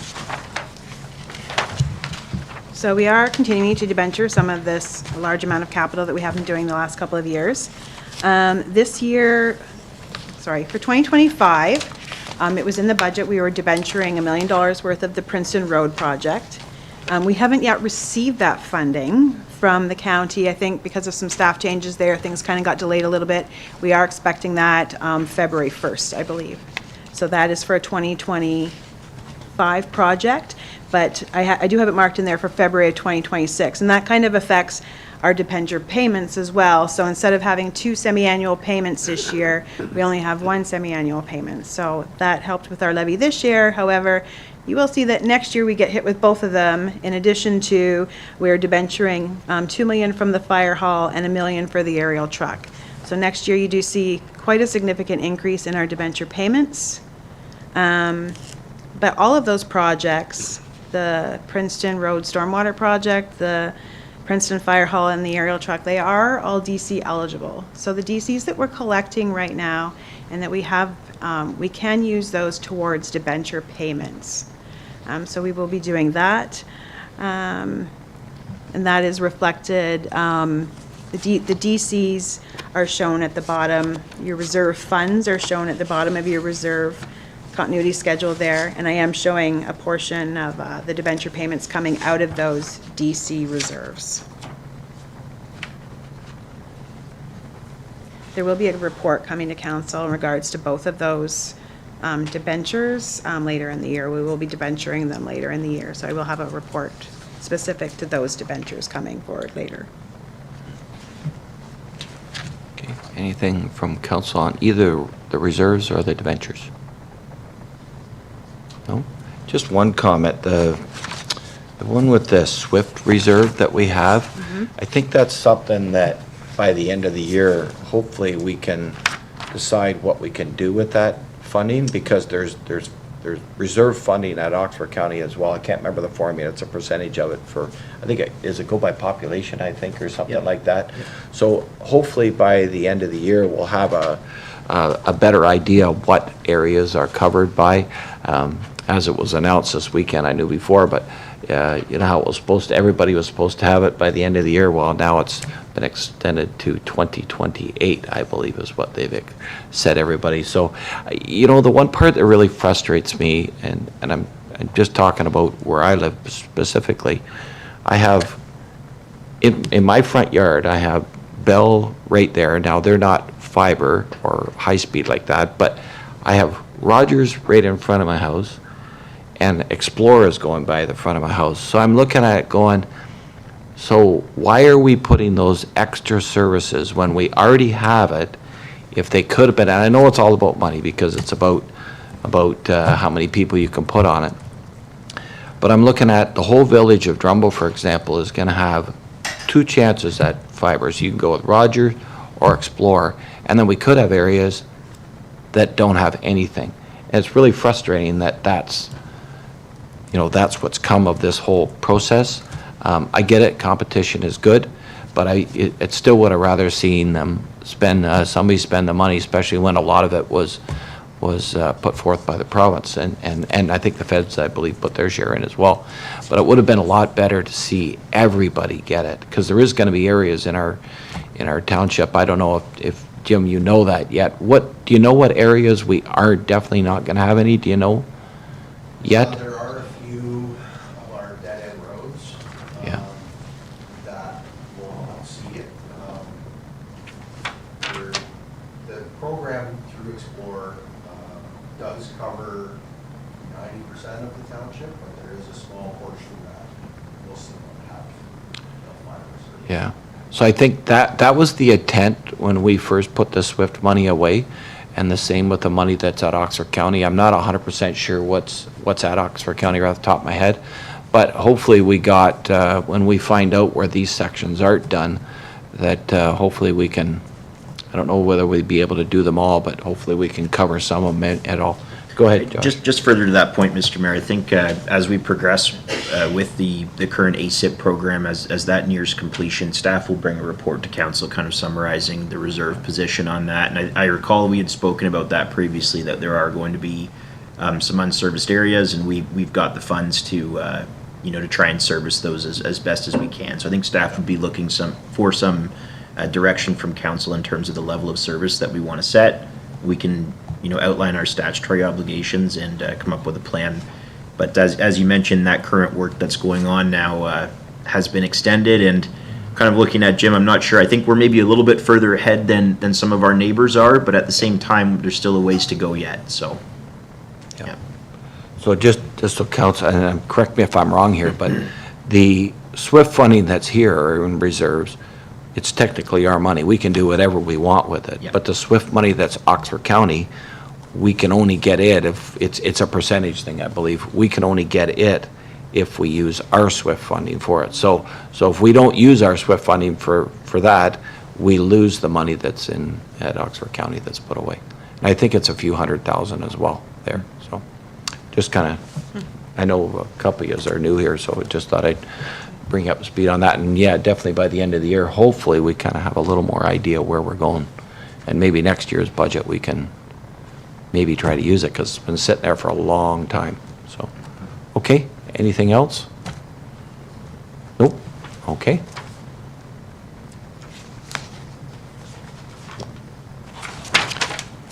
So I think we've kind of reviewed everything. I don't know if, and this is the tax rate calculation sheet. So here I've just shown these things, the Princeton Road Stormwater Project, the additional $500,000 for work that wasn't completed in the fall, as well as the bridge inspections that weren't completed, or at least the compilation of the information from the bridge inspections, as well as the interkip floor drain. So those, a portion of the Princeton project is coming from our reserves, and a large portion of that is coming from the county.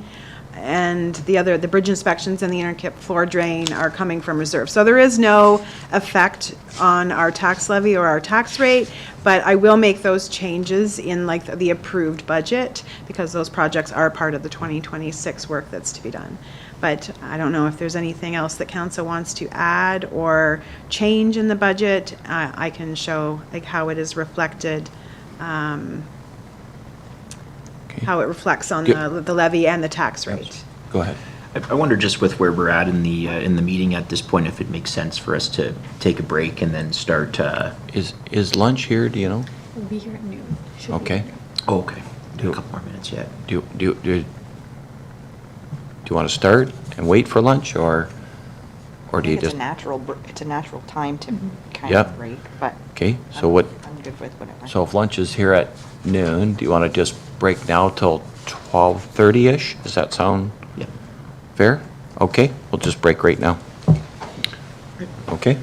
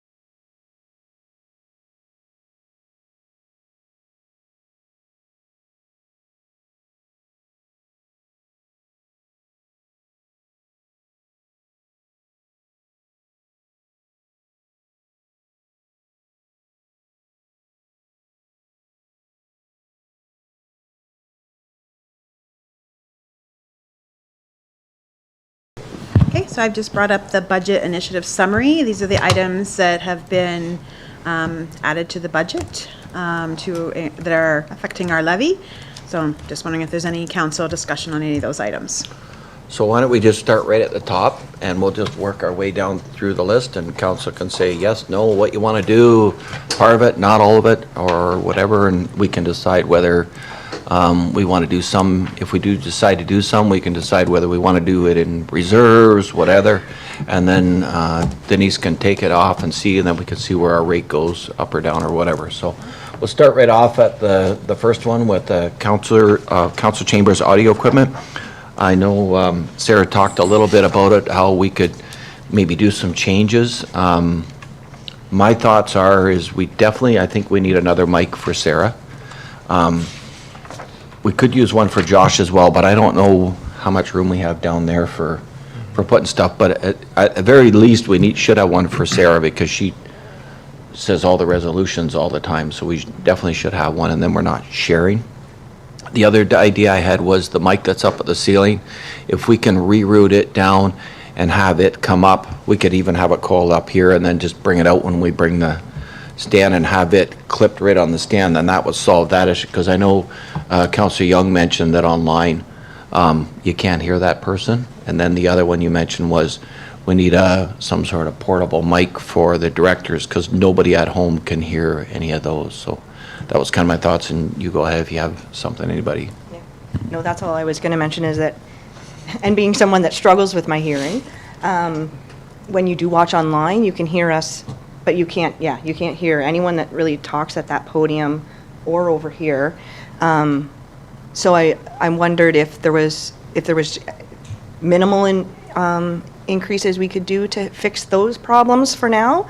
And I also wondered, too, with the world that's supposed to be fully accessible by 2025, but now 2027, I think, or whatever it is, if maybe there are some grants somewhere to help us with some of that funding, perhaps, I don't know. But I agree that it would be good for Sarah, who does a lot of the speaking. That was just my thought as well. Yeah. Go ahead. If I may, Mr. Mayor, just a brief comment then on that recommendation. I'm wondering if, rather than treating it as a capital project here that's listed within the clerk's department, if it is just a matter of enhancing the existing system, if council just gives some general direction to staff to fund that out of our existing operating budgets, whether it's sort of the IT or in the clerk's department. I think that those expenditures should be, less than a couple $1,000s versus the 30,000, and we'd be able to just absorb that within the existing operating. Sounds good. That sounds good. Okay, everybody all right with that? Okay, so we delete the 30. We're on our way down. Okay, and the next one is our CEO Human Resources Manual Policy Review Update. Anybody else want to comment first, or? Is that a firm figure on that? Yep, through you, Mr. Mayor, to Councillor Banbury, yes, that is a firm figure. That was a specific quotation. Mind you, that would involve the township sort of single sourcing that to the vendor that had provided the quotation, but on the basis that, I think we realized a lot of efficiencies in that quote on the basis that this same vendor, it's Warden Updegrove, has done very similar work for very similar municipalities, our neighbors. So if council's in favor of that, there would be another report coming, but that, to answer your question, would be firm. Yeah. I know personally for me, I think it's something we definitely need to do. I think it's, and I think I asked you once about doing it in-house, but I really don't think it's something we should do in-house. Yeah, through you, it is very specialized work. I think especially when we're talking about sort of employment legislation, all of our sort of harassment and violence prevention, there's some hot potatoes, so to speak, that we should be getting that subject matter advice on. And I know just enough to be dangerous in that space. I think it's good to have that extra set of eyes on it. Yep. Okay, everybody all right with that? Okay, so we leave that one in. Next one, protective services, the containment cleaning in Plattsville and Drumble. Sorry, the numbers, I have to think what numbers are what anymore. So just comments from council, what you're thinking on that. That's kind of a health and safety issue right there, right? As far as I'm concerned. Should be done. Yeah, I think so too. We I- don't want to put our firefighters in, Well, they're already at risk as it is. they're in enough danger anyway. They are, yep. Out- I know for me, I guess I'll speak the other way around, I guess. I guess I'm used to working in the old factory I used to work in, if you leaned against the wall, you were probably contaminated for a month, not to make it any better. I don't know, I just had a hard time spending $15,000 to wash the halls inside. That's just my personal opinion. I'm not saying it's not a bad thing to do. I just had a hard time, I didn't know whether it's something, and I don't know if this is something that the firefighters would do. I didn't know, I would never think about them washing the whole hall as far as the ceilings and the walls and all that. And I know we took all our bunker gear out of the halls, so that's kind of solved some of that problem as far as the contaminants in their bunker gear. But I wondered if that was something that we could do as far as cleaning the floor off. But I don't know. That's just my thoughts. Councillor Young?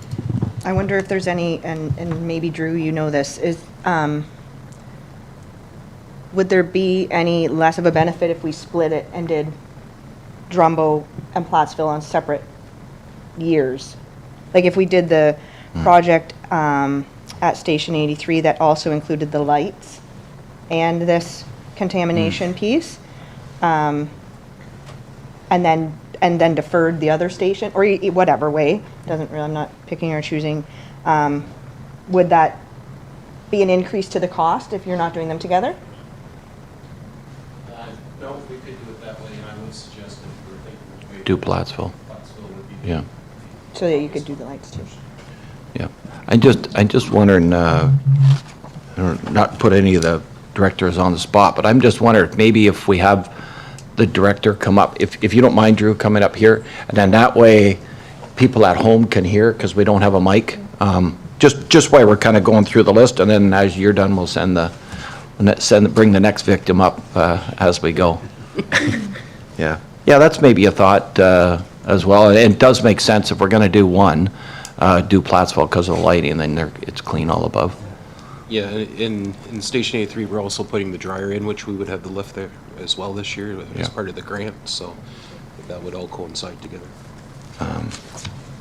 So that would cut it about in half. Sorry?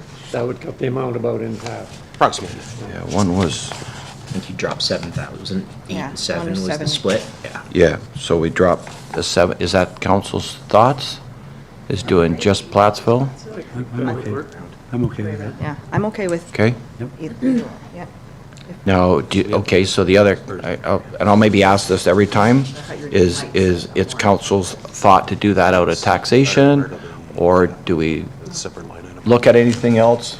Is it, or is that something we should just, Yeah, through you, Mr. Mayor, just that would be purely operational, Yeah. sort of, like, we're cleaning, it's kind of maintenance. Yeah, So in that sense, I'd say probably operational. yeah, Yeah. okay, all right. So council's decision is to drop the Drumbo one and just do Plattsville? This year, Okay, all right, so we'll take the 7,000 off. All right, everybody's okay with that? Okay, and then we'll go to the water rescue equipment. So in the water rescue, there's 2 sections in there. There's 21,000 for the new equipment and 4,000 to replace the existing. Is that correct? Just so Yeah, I'm- so the 4,000 to replace the existing is coming from reserve. Yeah. And then 21,000 is hitting the levy. Okay, so just the 21,000, okay. All right, council's thoughts? Councilor Young, go ahead. I'll start us off. I really appreciate I guess it's creativity and coming back, because we did talk a lot about water rescue last year. I still feel it's an important piece in where we live and our changing world. For me personally, I think absolutely we should be replacing equipment that we already have that's outdated. That is a standard I think we need to maintain. I'm open to hearing other opinions on the other pieces of that, water rescue equipment. I'm interested to see what others are thinking. I think this time we should stay with land-based rescue. It's just gonna save us a little bit. This is all shore-based, Yeah, that's Yeah. what I'm saying, shore base. Okay. both pieces? No, I don't think we need to go full Yeah. blown on this. So the 21,000, that's for all it's all shore-based now. So the boat idea was last year, and it was like 50-something or so roughly. that is- So this year he's changed his plan to just strictly stay on shore. So does that include equipment that we don't presently have, as well as equipment that Yep. we do have? Equipment that we currently have would be covered in the $4,000 Yeah. items that we're replacing. The 21,000 would be the equipment that would be new. So it would be this equipment here has been Yeah. new, that's in the book. So this would be for each fire station, we get 3 sets. 3 sets? Three sets.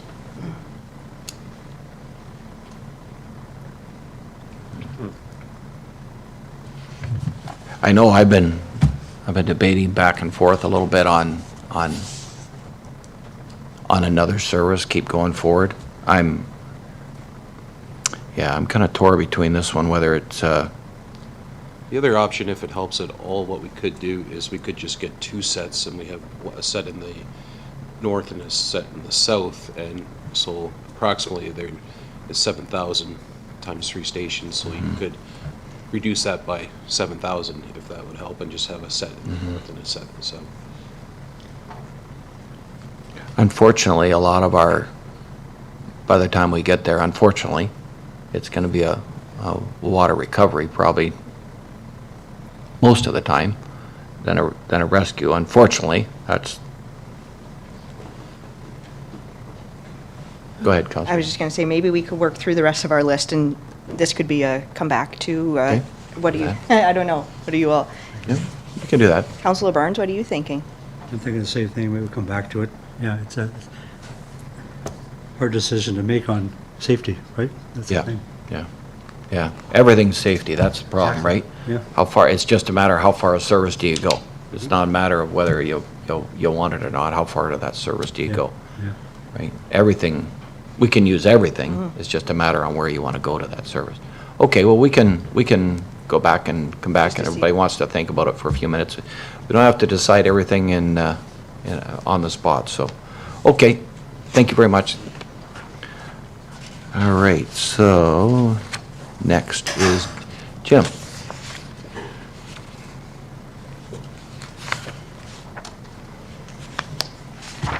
Okay, so our next thing is the garbage storage, tire storage area. Comments from council?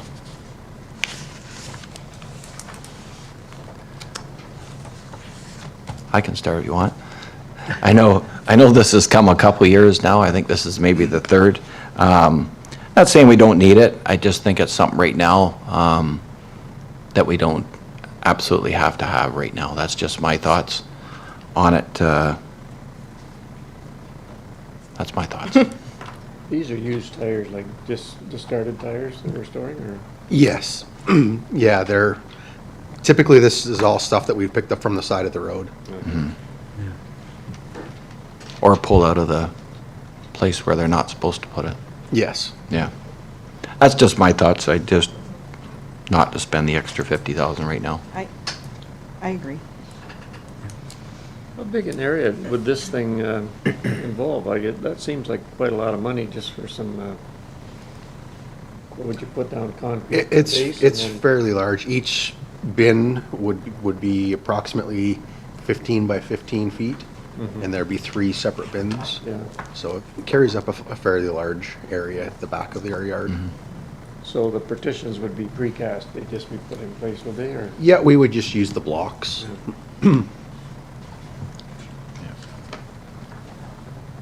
Well, I know everything's expensive these days, but. Yeah. I think we should wait for another year. on that. You're used to that comment on that one. Okay, if everybody's all right, we have 3 saying to move on to it. Okay, the shouldering machine. Yeah, at first I was sort of like, yeah, I don't know if we need to spend the money, but then when I read farther and saw that it's combined between 3 townships, I think it's something that's worthwhile. It is an expensive venture to go. If it was 150,000, I know what the answer would probably be on their own, probably to all 3 of these townships, right? But since it's a ventured thing. I think Go it's a ahead. good idea because you can use it for gravel, pavement, asphalt, whatever. Yeah. So if you have a strip of road that's 60 feet long where the asphalt's Yeah. missing, instead of Yeah. putting coal patch all the way down. Yeah, Yeah. absolutely. Yeah, because coal patch doesn't do nothing. And I think it's again, we're back to some creative thinking, like, as we know things are increasing in cost, I think this cost sharing is a great way to minimize some of that, but still have what we need to maintain that. So I think it's a good opportunity for us to do that. Yep. And I'm going to ask it kind of as we're going on for a lot of these, and staff can answer this as well. Is this something, and I know usually it's kind of nice to have this new format we're doing, because realistically, when something new comes in, it should be a taxation item and not a reserve item. Some of it I don't think so, but I'm just wondering, is this something you're okay with taxation? I don't want to deplete our reserves at all, but is that, my thoughts are to take this out of taxation. I don't know, maybe Denise, whether you want to, It's up to you how you want to do this. If you want, after we go through the entire list, I can remove the items that you said you want removed, and you can see where the tax rate is at that time, and then decide if some of the items that you've left Okay, in, if you wanna go to- fund those from reserves or leave them on. the- okay, well then we'll just go on to the next one then, everybody's okay with that?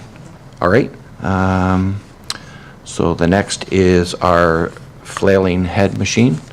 I think Jim described it very well on it. Is council okay with that? Yeah. I think it'll be I think if we can enhance the service somehow, I know it's faster, and so it'll give the guys more time to maybe do other projects. So to me, it'll kind of pay for itself in time. I know we're not going to gain anything, but we're going to gain man hours, which to me pays for something, right? So, and even if, like you, Councillor Young mentioned about enhancing that service in certain areas, because I know we do get calls to say, and a lot of it's going to depend on weather dependent as the year goes on too. If we get a really rainy year where it grows like crazy, well then we may have to do 3 cuts somewhere, right? Depending on the others. So, okay, we're okay with that. Next, oh, sorry. Same with it. Sorry, go ahead. With only doing once like that, you're going to save a lot of fuel. Yeah, A lot of absolutely. machine maintenance, all that kind of stuff as well. Yep, Yep. yep. Like I say, instead of going down and back, now you can do it once. Yeah, just do it Yeah. once, yeah. Well, it's funny, when we went to that show in Woodstock, I asked the guys, what's one thing here that would help you with your job? And they were pretty much dragged me across the yard to look at this machine. And then I asked the fella there if we could borrow it. And I think we borrowed it for what, 2 or 3 weeks? A couple weeks. Yep, Yeah. we had it done. Unfortunately, I was away on holidays. I wanted to see how it worked, but I was the same way. I was driving down the Blenheim Road, and the machine was out working that day with it on there, and I think it was Sean. He says, "We need this machine." Yeah. yeah, yeah. So, okay, we're okay with that one. And same thing, we'll come back and decide how we're going to pay for it. Basement improvements, Township Road 3B. Any comments from council?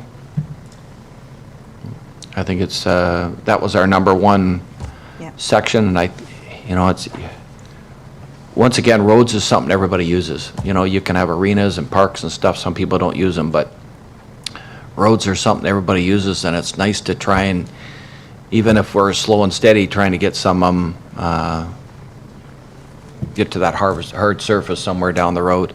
It'll be nice. I don't think it'll be my lifetime, but someday, maybe they'll have them all done. Okay, so everybody's okay with that? All right. Bright Park accessibility updates, the 12,000. So Trevor, yep, if you want to come up. Welcome, Trevor. So the Bright Park accessibility, it's something, and I know we're kind of talking reserves and whatever now, but my thoughts is something like that, it's a maybe. So I hate to tax somebody from that on a maybe, so we can talk about it. I'm okay to do it, but we can talk about where we want to take that from after we get all done. If council's okay with that? Yeah. Yeah? Great. Okay. So the Drumbo North Baseball Diamond Mesh, so that's the mesh that goes between the north and the south diamond. It's on the north diamond that goes across to the light standard. Comments from council?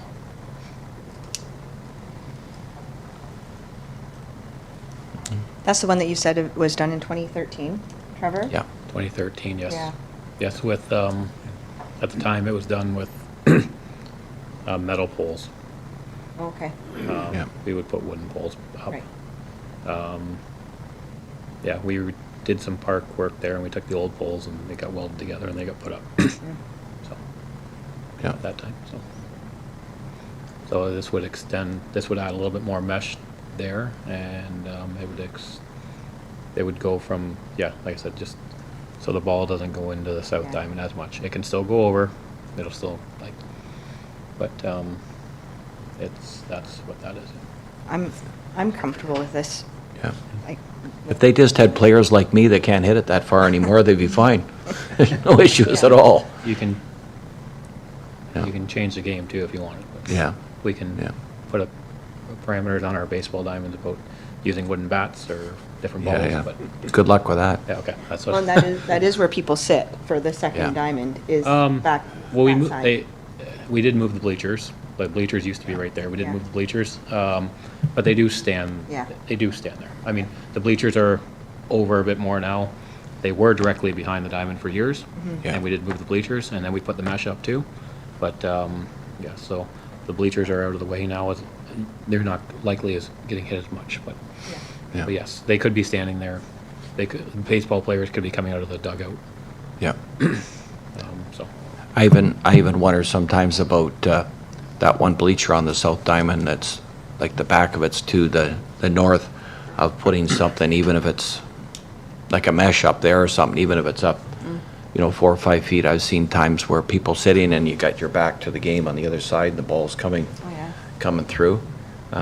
It's crazy where the game has changed, how far the balls are, like they go on the other diamond now, and it's almost a nightly thing especially in the men's ball. You'll see a ball go on that other diamond, which is it's crazy where it's gone to from there. Yeah, the technology and the bats have Yeah, Yeah. yeah. changed the game. Okay, so everybody's all right on that one? Okay, the next one is the fencing. So that's the board fence that would go along the soccer and up along the sidewalk area. And that's the same fence that is going around our splash pad now. Yeah. So it's a one board with a round post. This was a questionable item for on my, kind of what I. Mine as well. Had narrowed it down to. I don't know what other thoughts were, but. Yeah. I had a question mark, a check, and an X. I've had all three of them on there. Which way to go? I know. So when it comes to the soccer pitches, now I know people park down along the wall to the south diamond, like facing down that hill. They'll park along that tree line that's there. This honestly is the first time I heard about trouble on the soccer field of people parking on there. You would know more than me. Is it from outside groups that come here for tournaments in the summer that want to camp or whatever? Like, is it just not knowledge that this isn't a place you drive on, or The Harvest Carnival's probably the worst is it? complaints that we get, and so that's a local tournament, I guess. Yep. And then we do get some complaints. More, the Harvest Carnival is one, and a few, just some people just drive on it. Yeah. We had somebody do some burnouts on it, like they were out there they took their car out and did, I mean, if there's a fence there, they're probably still gonna try to do that, but just the soccer organization has multiple times mentioned it to us, and I said, this is what we would do, is put it in the budget. I don't know if a rope fence would be a bit cheaper. I mean, it's not gonna save that much. Yeah. We are gonna have to put in some parameters where we do pull the boards out for the fair, because the fair does run on the soccer lands there too. But when the fair does it, gives us enough time to, if there are ruts in it, we can fix it before soccer starts, where Because it's already done. if it's regular season, and Yeah, Yeah. it just got addressed, this has been addressed in the budget Yeah. because of the organization coming Yep. to us, so. I wonder if the Harvest Carnival seems to be kind of like a worse situation Yep. for that. I wonder if it's worth, like, I don't know, maybe it's not possible to just indicate for that weekend that people can't be going out there, or maybe they can, I don't know. I've been to the Harvest Carnival. I know I run the Harvest Carnival Ball Tournament for years and years and years, and it's my ball team that actually runs the ball tournament. So I'm presuming that's probably where they're coming from, is the ball tournament.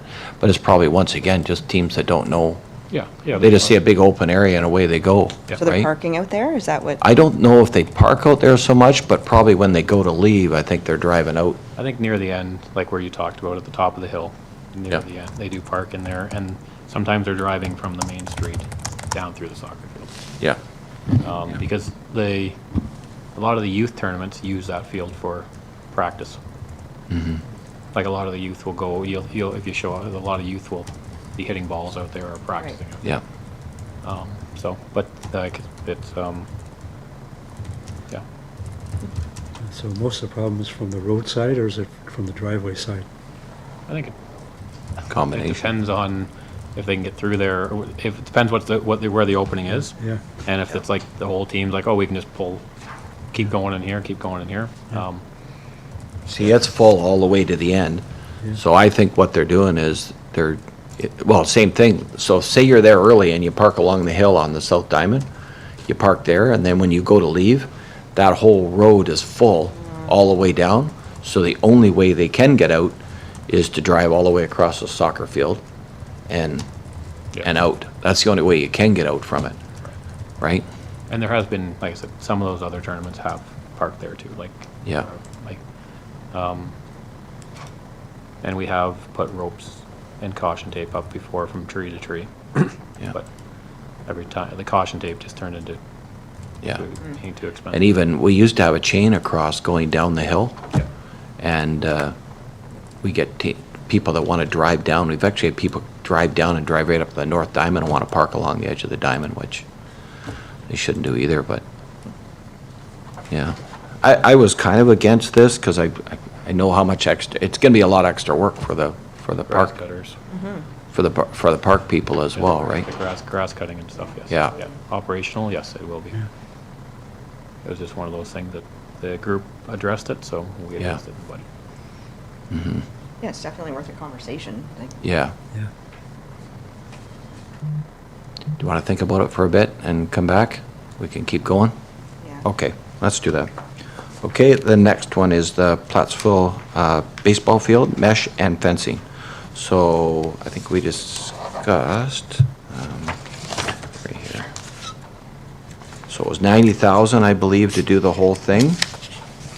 Where are we here? Yep. And it was 15 to 20 to put a 6-foot high fence all the way down. You have 6 foot there now, right? On the backstop, yes. Yeah. On the back outfield fence. On the side, yeah. So I don't know what council's thoughts are.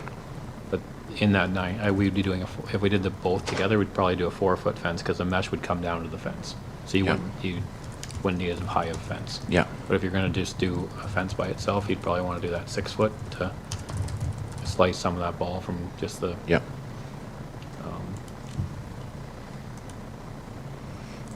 It's just a, I'm thinking about a 6-foot fence all the way down for now. Yeah. That's my thoughts. Yeah. Maybe in a couple of years, do the rest of it. Yep. That's kind of my thoughts too, was to put the fence all the way down on that side. I'm not sure, to get into that splash pad, I know I couldn't hit that far, but to get it into that splash pad, how many, like, I know for me, I only play there maybe 2 or 3 times a year, but I've never seen a ball go into the splash pad. I'm not saying it hasn't, but I've never seen one. I've seen lots go a lot farther than that, but I've never seen one in. I think the fence would keep out the ground balls, that if you get a foul Yeah. ball heading that way, maybe more coming that way, but It might at least protect the people walking along that side too, coming in. that's what the walking too. Yeah. Like, people Yeah. walking across, that's the main, if you're coming to watch a baseball game, like they say Yeah. somebody's playing baseball, they're walking towards the park, that's where they walk. They'd walk Yeah. along there. And same with, the mesh was going behind the warning track as well. Yeah. Some of this this mesh was going behind the warning Yeah. track as well, to protect the skateboard park a little bit too. So it was going to go behind the outfield fence and then down the first baseline fence. So, and the- So what's I council? agree with Councillor Barnes, if that's what we're thinking, Fence? just a fence for now. Fence all the way down? Yeah, that's a Yeah. good compromise. Okay. All right, that's what the plans are. Okay. So a 6-foot high fence all the way down to the corner? Okay. I guess you can decide whether you need a gate down there or whatever when you get down farther. Okay. Where are we here now? Now we're at the Drumble Splash Pad water system? I'm a yes for this one. Yeah. I'm a yes for this I one. am too. I think makes sense. It's Yeah. already aging, already 10 years, right? And Give me a lot less phone calls, I know. And the And I amount know of, you. yeah, the amount of time that it is taking for staff, like, it is not probably the best thing right now. Yeah. I know you mentioned you were there twice and at both times it went down, so, yeah. It just maybe, I don't know, at the time, we thought it was well, at the time, we had no choice. We had no choice. Because we didn't have the water. So Yeah. you either put it in like you did, or you didn't Yep. at all. Yeah. Okay. Everybody's in favor of that? Okay. Plattsville Splash Pad Water Softener. I think we had a discussion about this before. I think everybody's in favor of doing that as well. Just on I guess if we're going to do the aesthetics part of it through the county, I guess we don't have to worry about iron so much, because I think that'll actually get rid of that discoloration from the iron out of it when it comes through, so I don't think it's worth talking about. Okay, cemetery foundation repair. What are council, my suggestion is, Trevor, and I know we have this on here every year, is this just my suggestion is, I wonder if we could go, there's no rush, we got all summer, it can be in the fall, whatever, but if we go through each one and let's see how many, do you have a list of how many bases, or do you have some that the broken stone I was talking about? Yeah, we didn't do any, on the list, there won't be any broken stones, because they're already laying down. Yeah. But the list was for the foundations. We went through that at the time. I still have that list at the arena. Yeah. In the office. I don't remember how many it was. It was Yeah. just so many a year. If we maybe look at doing it in-house, we could probably do it a bit cheaper too, if you want to say lower that down or not do it all, take 1 year out and do it again Yeah. next year. But we could maybe look at it in-house. We do have qualified staff that can do that. Yep. It was just, at the time, it was, a lot of these cemeteries don't have water. These trucks that do Yeah, come, they got the water on the truck, they got the cement mixer right there. It was just easier for them to do it, and they knew what they were doing. They could move the stone. If we could look at in-house. We do have staff that can do cement work like that. Yeah, I wonder if we could, even for this year, if we look at some of those ones that are broke off, maybe do a half a dozen of them or so and see if that holds for a summer to winter rather than them laying on the ground all the time. I don't know if you could, I know the fellow told me those old white ones that he said to try and drill and dowel them, forget it. He said they'll just crumble and fall apart. We could probably do it with some of the bigger ones, the big thick ones for, what are they, 6 inches, or it used to be 8 inches. I think we just changed it to 6, but, And the foundations themselves, like the foundation, the stone sits on the foundation, so that's Yeah. why this program's always been fixing the foundations. Yep. And if the stone's already broke or something, we probably wouldn't fix, in this program, we would never fix that foundation. We would just fix the foundations that are, where it's gonna, you're supposed to do a 30-pound test on them. If they can't hold 30 pounds of pressure, they're supposed to be laid down. oh, I see what you're saying. Kind of what Yeah, that's kind of what the rules are in cemeteries. Yep, Because at one point, somebody knocked a stone over on top of somebody. sure. So Okay. it's kind of the idea. I'll see if I can find the card from I know I got one, from the fellow, he was from Hamilton, that did this, and I wonder if maybe we could reach out to him. He's kind of the expert on it, I guess. Were you no, you didn't come to that one, but I just wonder if maybe we can look at that, and definitely, I don't want to make it a safety issue. If it's, if something's going to fall over on somebody, then I just assume we not do it and leave it laying down. But I'm pretty sure he told me that they've used PL or liquid nails, whatever you want to call it, for the ones that are broken halfway, not to glue it to the base, but the ones that are broken. Yeah, a But- lot of those old white ones. Yeah. And the channel with a screw through the middle of it. Yep. Not through the stone, but just on either side, so it Yep. supports it. A lot of not a lot, but some cemeteries have that. And we have some of those in our cemetery. Yep. Like, we did not do it, either the family Yep. did or the cemetery board did at the time. Yeah. He said they're pretty easy to do. That's what they do in Hamilton at quite a few of them. So, okay. So, go ahead. I was just going to add that personally, I think the 7,500 is a good spot to look at for looking at some of these repairs, but because I think we're just going to have more and more. Like, Yeah. they're not going to fix themselves, and I feel like we have to kind of think about what to do moving forward. And I think Josh had mentioned it, and knowing that it was a conversation at Roma, this is maybe an opportunity for us to use our advocacy to look at how we're going to do this in the future. Yep. If we are kind of taking responsibility for some of these cemeteries, not really by choice, but Yep. we're going to have to keep repairing things. Mhm. So that's not really a budget topic, but Yep. I do think it's important that as we sit here, we can be, Or, Is there? Okay. yeah. But that's one thing they did mention, that it's only a matter of time, because the people that Yes, so that look after them, we would inherit the cemeteries Right. when they go. how yeah, many do we have right now, Trevor? Well, 12 that we maintain? yes, And then there's 4 more that, yes, and Will. 2 of them are pretty good-sized cemeteries. yeah, Chesterfield's, Chesterfield's a big one. I don't think you'll see Chesterfield anytime soon, no, but there are rumors that there's other ones that maybe will Yeah. be. yeah, Hell, and it's on its own, right? yeah. And there's no grant funding either. I asked, is there any grant funding for stones? And he said, nope, No, there's 'cause none. the families are Supposed to look supposed after to it. look after them. Yeah, And a lot of these cemeteries that we'll probably inherit will be, the reason why we're inheriting them is because they're broke. yeah. Well, you think of the Canning one, I don't think there's been anybody there since, what, the 20s or something like that? It's Yeah, a long, like, It's a really small cemetery. and not the 2020s either. Like, it's, so most of them in there, like some of the stones, you can't even, you could, well, when we first went in there, you couldn't even get to them. Right, somebody put them, like, they have been put along a row, though. Yeah. That's what a lot of cemeteries will do. They'll just put all the stones in one area, and make sure the stones are still there, what's left of the stones, and then you might not even you won't be by your stone. Yeah. Some of these cemeteries, there's cemeteries out there like that, so. Yeah.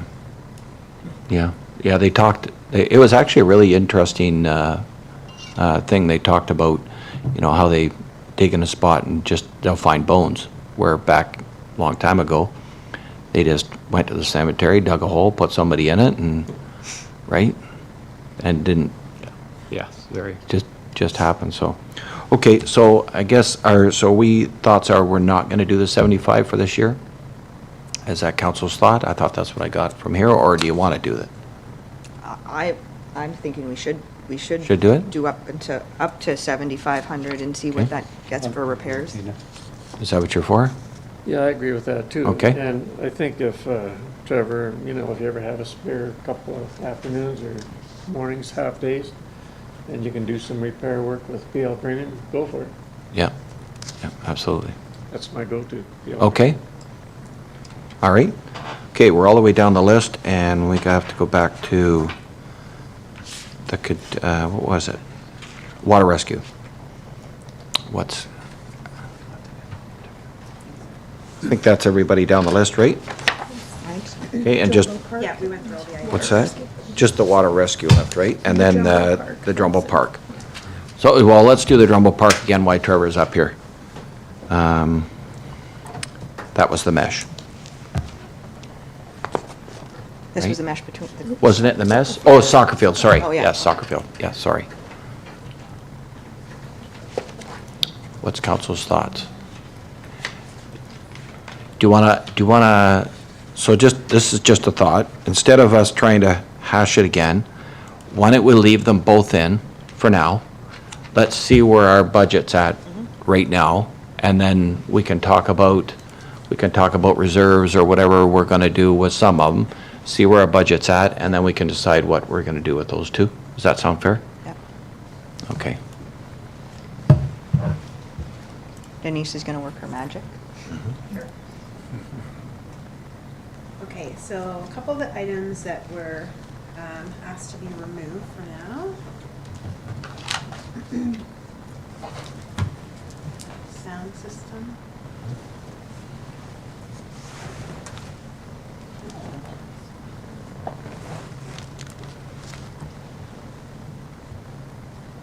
See how bad my typing skills are on a laptop. I like a full keyboard myself. I'd be still looking for the any key if it was me. And then the garbage tire storage.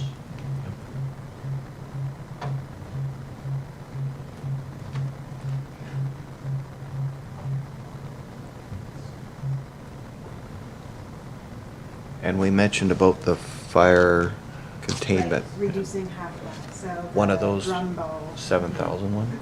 Yeah. And $60,000 for the Bash and Platzville. Right. Drum bowl, thank you, drum bowl. And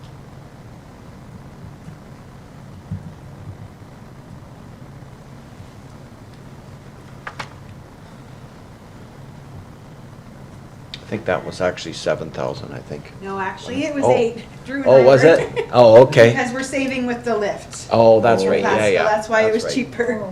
Okay. And then the Plattsville, 70.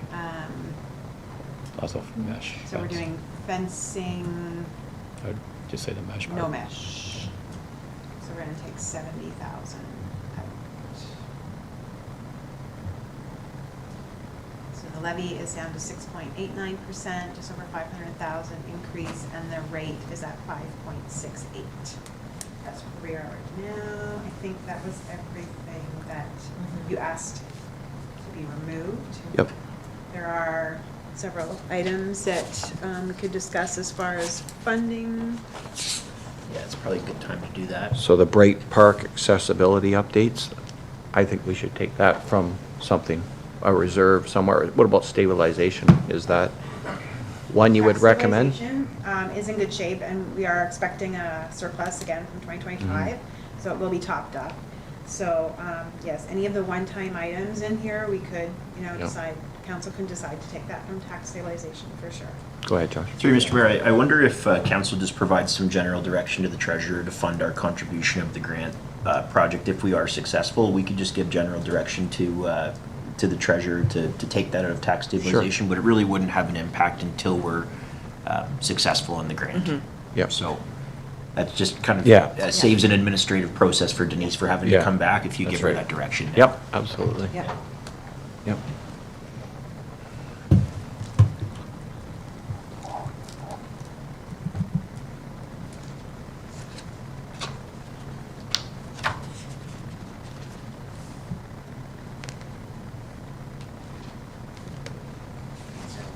Some of the other items that were left in, the HR manual and update.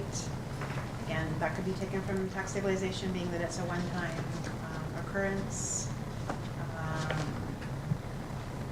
Even the decontamination removal, it's an operating expense, but it is like a one-time thing. We're not doing this every year. So we could take the Plattsville one from tax stabilization if that council decides.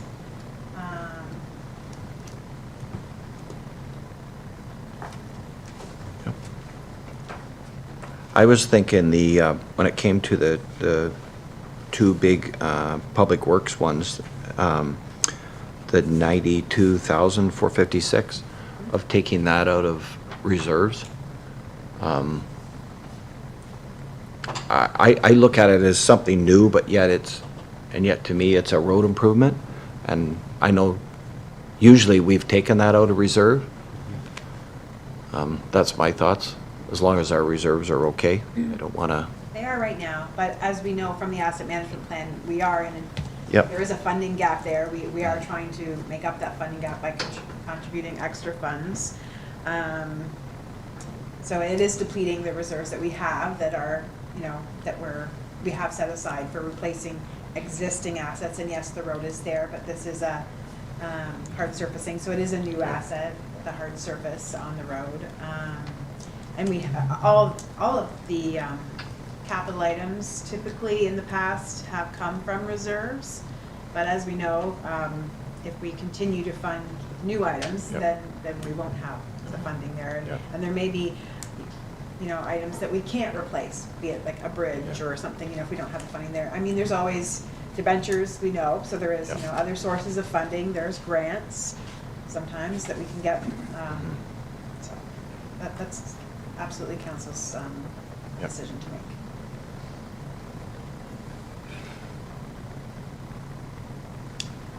My thoughts were that we take that one out of reserves and we do taxation on the flailing head. That was just my thoughts. Sorry, which one? Sorry. So the 92,000, Yeah. we do that from reserves, and the flailing head, we do that from taxation. And what about the shouldering machine?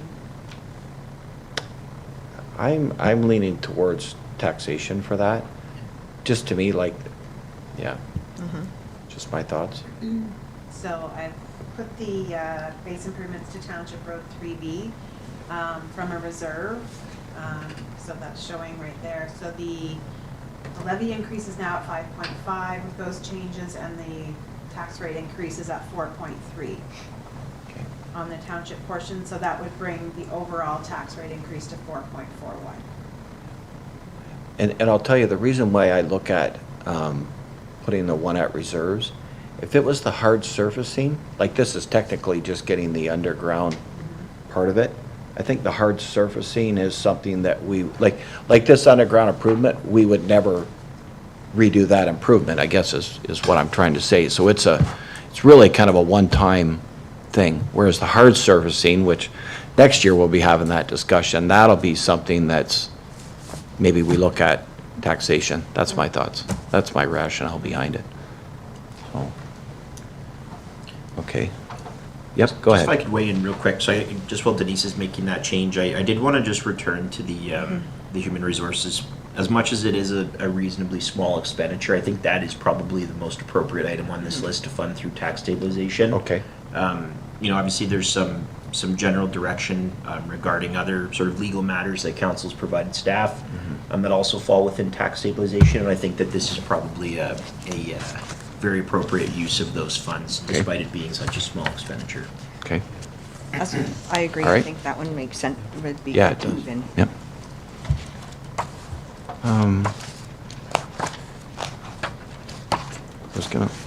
I was gonna look at, just curious, with our development charges, I was gonna quickly take a look and see where our reserves are. Are our reserves at an acceptable point, or is there anything here that would come under development charges that we could use it for? I'm just, So a portion of that base improvement to township. That come Road 3, from- it's actually a budget for 100,000, I believe, and so it's the difference. Yep. So there's only a small portion of it Yeah. that's considered growth related or an improvement. just out of curiosity, any of the, I'm trying to think of the fire fencing or department, mesh or something. or the fire department stuff, or maybe not so The much. fire department DCs are getting killed. Okay. Because we're funding the fire Oh, hall. yeah, the fire aerial hall and truck everything DCs else, yeah. already, Nope, sorry. absolutely. Yeah, so we're hitting those DCs pretty hard already. I don't want to take from it if we don't have it there. I'm just looking at options.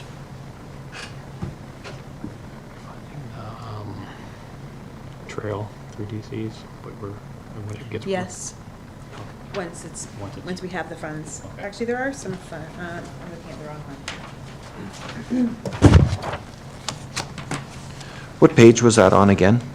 The reserves is Yeah. on 26. 26? And there's two pages. The second Yep. page is Debentures? 26B. Okay. I didn't number it. Yeah, the Parks and Rec development charge is currently in deficit because we funded the debenture payments for the arena improvements. Yep. So we do anticipate that by next year we'll be in, on the positive side and actually have a little bit of money there. Of course, it all depends on the number of houses that are built and those that are Right. eligible for KDCs. There is some funding in the roads one and the fire, but like I said, we are using those funds to pay Yep. debentures that we have for things that we've already, approved and we do have payments to make on those. So, and those are projects that also were included in the DC spec on study. Yep.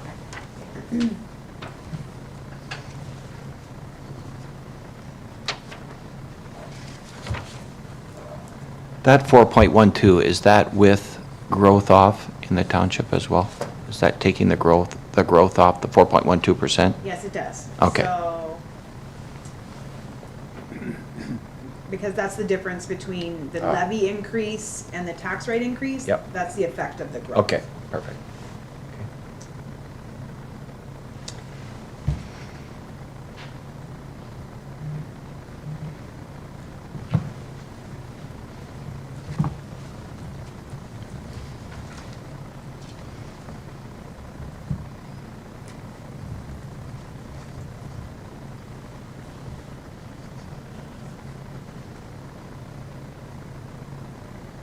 Anything else from council anything you can see there to get it down anymore, or?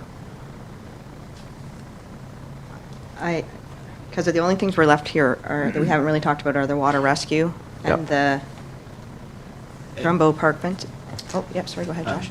Through you, Mr. Mayor, just, I wonder if we just have Drew, he had one idea, he just sent me a text, like, do you want to maybe go over that idea just with council? Just sort of some thinking on the fly here from the fire chief. Okay.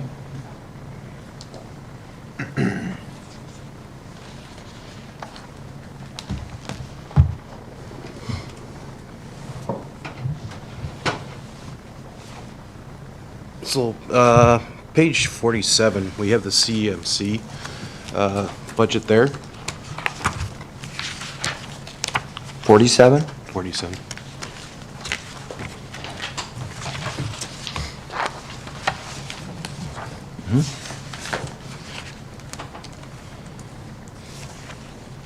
And looking at that, it's at 21,000 is kind of the overall there. Either this year or next year, we have to do not just a tabletop exercise that's in-house here. We have to have a full-scale scenario run. I know that there has been some discussion on whether we should do a tabletop exercise this year for cybersecurity, that type of idea, and then do the full-scale one next year or vice versa. But at some next 2 years, we have to have a full-scale one. This was planned so that we had the full-scale one this year. I don't know what the thoughts were, whether you would like to delay that, if that would help the situation at all. But that was one of the options with the CMC budget. And that would be approximately 15K if we do the full scale next year That's versus correct. this year. Is that? Okay. So The it, only thing there's only $1,000 in there for the exercise. The rest is all wages that would be from you and Michelle. So if the wages aren't here, then they would be in fire. I know Oh, okay. that there weren't a lot of hours this year charged. Yeah. But I was told to leave that allocation the same. Okay. But your wages would hit the budget either here or in fire. Oh, I so it would see. only There's say no- 2,000. Oh, 1,000, okay. Okay. That's fine. Okay, good try. Yep. It was worth a shot. Always. Yep. No, absolutely. Sharpen the pencil. Always thinking. Absolutely. So what we have left to discuss, whether we do reserves for anything else that's there, is there's 21,000 left for the water rescue, I believe, right? And the 12,000 for the Drumbo fence. That's the two. Not to mention that if anybody has anything else that they want to look at adding to the budget. I don't know if you do. Go ahead, Councillor Young. My personal thoughts on this, I would I would take off the Drumbo Park fencing and leave the water rescue on. That's my own personal thoughts on that. I did ask Drew if there was a crystal ball of grants available for some of that water rescue equipment. There aren't any right now, but that doesn't mean that there never would be. But that's kind of my thoughts on those two items that we have left. And then I also did have something that I wanted to bring forward, but you want me to do that after? Yeah, well, maybe When we do get to that the after. final, I know I got right? 2 or 3 things Okay. just to bring up, whether. Yeah. just Okay, so because that's of my, the- my own thoughts on those two items. So, now I know one thing that was mentioned before, I can't remember whether you mentioned it was, no, I think it was actually Director brought up about doing a north-south. Mm-hmm. Now, that would only save 7,000, but, yeah, just a thought. So the Drumbo fence, you're thinking not? Let's go with that first. What's everybody think about the fence along the park? No offense. No fence? It's I- not a critical thing, I guess we could do without that for now. I know personally for me, what I'll do is I'll definitely make sure with the Harvest Carnival group, somehow we keep the people off that for sure, if that's, so is that thoughts? Okay, so that removes 12,000. So where does that get us now? So now we're at 3.96. Okay, and you were saying leave the whole, do you want the whole water rescue in, part of it? What's your thoughts? Well, my thought right off is to leave them all. Okay? But that's open for Yep. discussion. Yeah, I think maybe leave them all as well. Come all the way from Princeton, Plattsburgh, whatever, so if you're right here in Drumbo, to the river's right here, right? Yep. What's your thoughts, Mr. Banbury? Well, I don't know. I think it would be a good idea, maybe just for the two, Glassville and Princeton, and then they could either both respond or, but I'll go along with whatever the rest think. If you want to go full force Yep. into the 3, then that's fine too. But it's not a huge amount of money Yep. difference. Yep, go ahead. Just weigh in real quick. The only benefit that I can kind of think of aside from the obvious sort of safety benefits would be that staggering those purchases would also stagger the future replacement. So that's maybe something worth noting is that, if we were to only do 2 now, then we're going to be replacing, let's say we were to add a third one or we kind of evaluate and see about adding a third one, it also kind of staggers that future asset replacement. I'll repeat it so you don't have to come to the table, but to the Director of Emergency Services, or Protective Services, sorry, what's the asset lifespan on that equipment again? 15. So we're looking at 15 years. So it's quite a bit down the road, but maybe there is a small efficiency there in the future if just one point towards staggering versus buying them all outright right now. I think that's a good thing to consider. And we're still thinking the 4,000 to replace what we have Yep. was to move ahead with, right? Regardless of, Yep. That came from reserves already, right? 4,000? Yes. Yeah. Yep. So I'm sure I know the answer, but if council decides just to buy the 2, you will train all 4 departments in that equipment? You might as well come forward. I know the answer, but I make sure I get it. Yeah. That is correct, and that's one thing that, no matter what equipment we have now, we have the training that everyone trains together. So yes, everyone Yeah. would be trained on that. Okay. I guess a follow-up question to the training is when we talked about the full water rescue team, that required a lot of additional training Correct. for that team. Is this is the same thing you've already kind of been training on? Is it going to add additional training, a lot of additional training hours?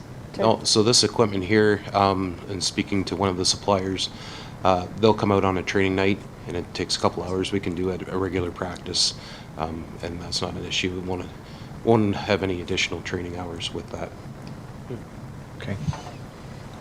All right, is that council's decision then to do Princeton and Plattsville would have it, and then make sure we train them all? Is that council's decision now, or what's your thoughts? I'm okay with that. And I think replacing the equipment also down the line makes sense to not have all of that cost at one time. I'm okay with, if that's where you think the best spots are for that equipment, to Yeah. then meet in the middle. And then next year, maybe bring the third department on, or fourth? The other alternative would be to put one in Drumbo to start with, and like Josh is thinking is stagger them. The next year, get one for Princeton, next year for Placerville, or vice versa. I do worry a little bit about saying we're going to move something to next year, though. Like, now that I've said that, I also think it's really hard for us to decide or to think about what will be next year. Yeah. Things have changed so much in the last year. I'm a little hesitant, now that I've thought it through for a second, to say we want to do something next year. We don't know what next year will bring. So, I don't know, maybe I'm... $7,000 is gonna make, it won't even be it won't even be 0.1% without, You have the technology?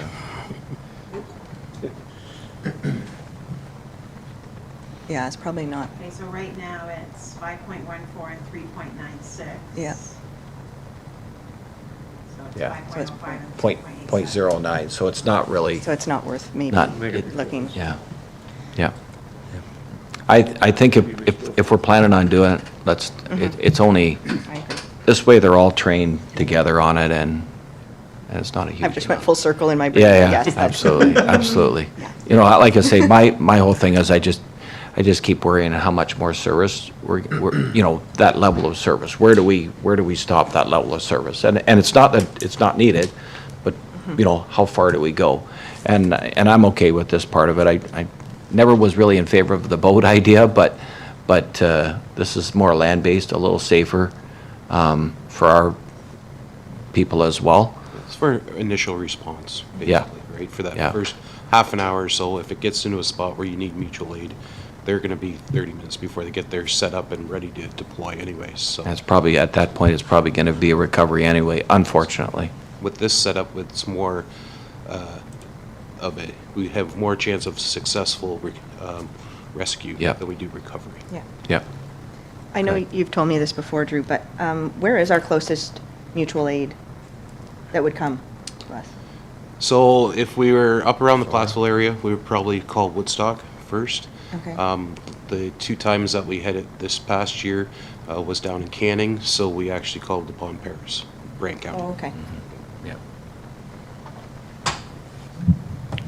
Okay, council's okay with that, just leaving it in there? Okay. All right, I think we're all the way through the list, I believe. I know there's new, if everybody wants to just double check. And I'll maybe just, I know council's decision on everything. Is staff comfortable with the decisions on reserves and everything else, stabilization that we've used? I don't know if there's any other recommendations to use anything else there. Like I say, I'm a little leery about taking reserves. We've been fighting the last few years to get our reserves up to where we are, and I definitely think we made a mistake. I know, Bruce, you were here when we took a negative budget that year. In hindsight, I wish we could go back, and I know it's not a lot, but if we'd added at that time, I think it was like 50, 60,000 each one of those years into reserves somewhere, I think that definitely that we should have done that. But I think we've done our due diligence by adding, it's a percentage, is it 2%? 2.3 we added this year. Yeah, so we've allocated that. So I think council is going the right direction, doing their due diligence to keep our reserves up, because you definitely got to keep them up, and I don't want to empty them out.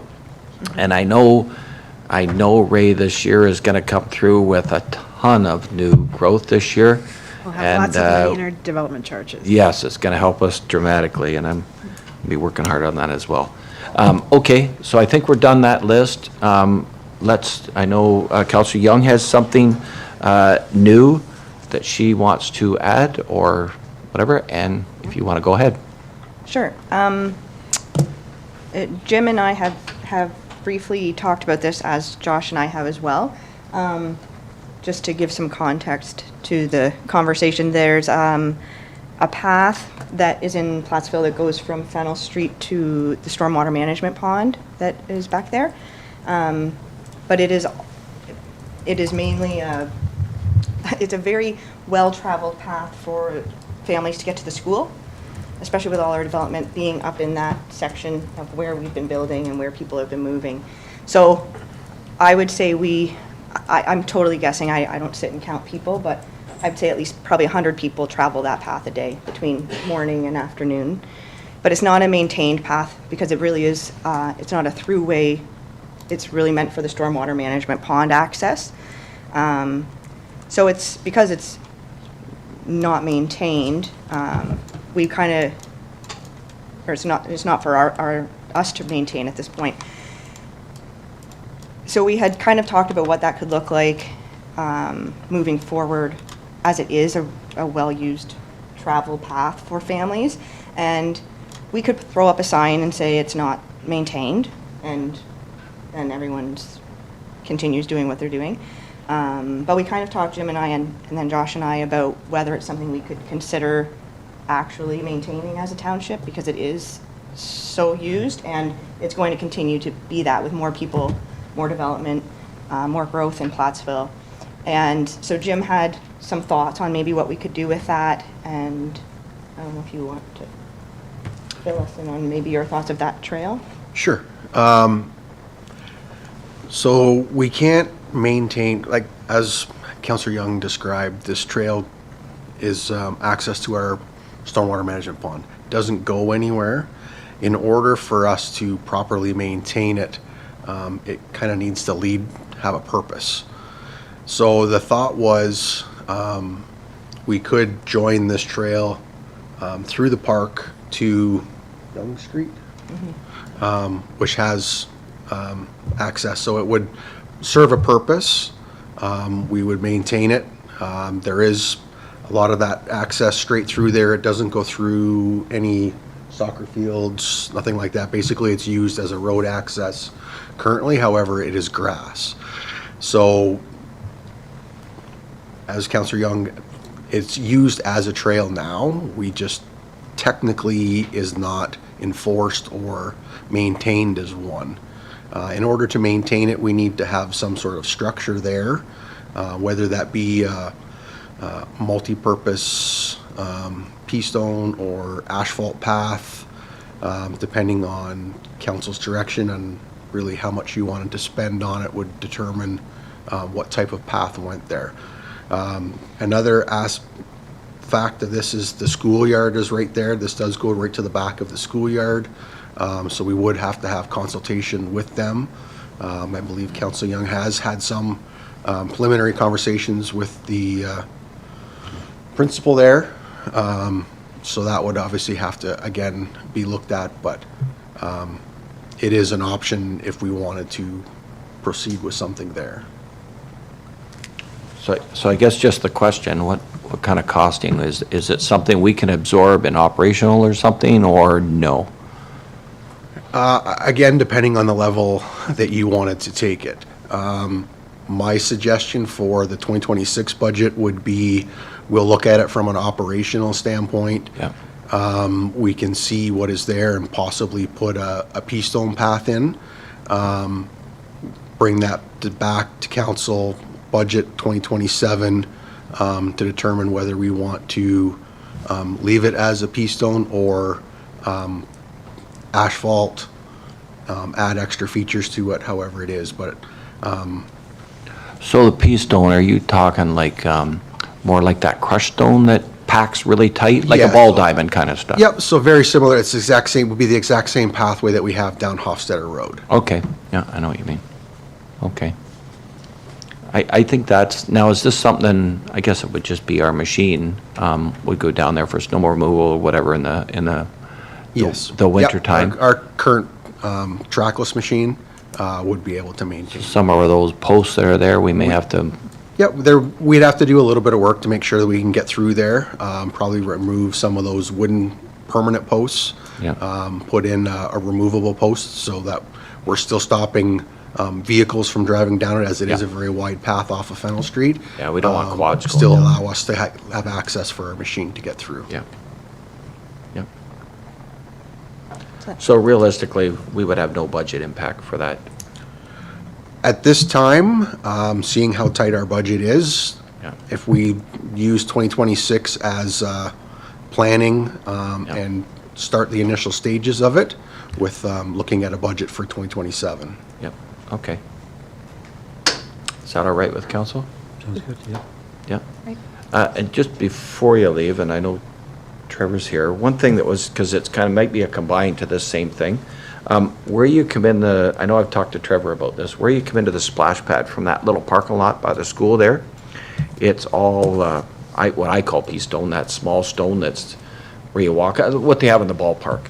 And what's happening is, so I look at that accessible, it's not accessible through that stone to get to the accessible pad, and I know, like I say, Trevor and I have talked about this, so I'm wondering if we can do something similar, that section, whether I don't think we maybe necessarily need to pour concrete there, but if we could do something similar there at the same time, it's only what, Trevor, maybe what, 15, 20 feet long, maybe? Something like that, not even probably. Yeah, it's like, it wouldn't be the width of this room wide, and if we could remove that pea stone, because what kids are doing is carrying a lot of that pea stone into the splash pad, but this would make it accessible all the way in right to the splash pad and to the playground. So if we could kind of combine something into that, I'm not sure, I'll let you two work that out, but if we do it at the same kind of time, I don't think it's a big job to do there, but if we could remove that stone. Okay. All right, thank you very much. Before you run away. So these are, I just have a list of a couple things that people have mentioned to me over the year on what about? So one, a splash pad I got, the street light on the main corner here in Drumbo. We had a resident comment about the concern of how dark it is there. And it was kind of ironic because I'm coming up the road and I see a guy taking pictures in the middle of the road one night in dark. I wondered what he was doing, and that's why he was doing it. So I just was wondering if there was any thought to that. I know if I remember rightly, I think it's almost like $100,000 to get a street light. So I know it's a tight budget thing, but I'm going to get asked why, and I just want to know if you have anything. Yeah, we have had, obviously, everything's changed, right? When the street lights go in, it was always either staggered or one side of the road. Yeah. Demand has changed that. We obviously want brighter, safer communities. Yeah. More lighting is required. It is expensive. Hydro One, it's a bit of a process to do. I don't know if you would get anything immediately, starting now, by the time we did some planning and got to construction. Again, if this is something council would like, we could look at certainly that, and if you have other areas that you have had people talk about with concerns, we could certainly look at those and possibly have a full study done come back with a cost on what it would cost to upgrade the lighting in those certain areas. And some of those lights, we can make them brighter too, right?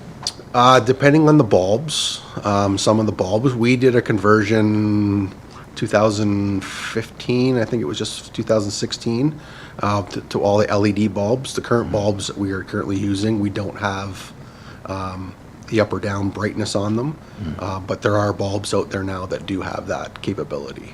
I thought there was something in the ones that were, I know the ones on the main corner, there was something where you could take a section of it out or add, like on the light itself, there was something you could, I can't remember now, it's been a while, but there was something to do with you could make part of it useful and not the other.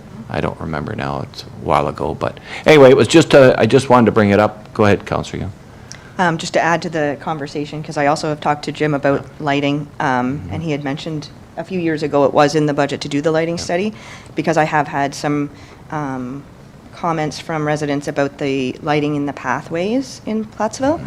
And I know it's a little bit of a different situation because I think Plattsville is one of our only village with some of those throughway paths. So it's a new thing. They seem that I'm not sure if Drumbo or Princeton will have any in the future.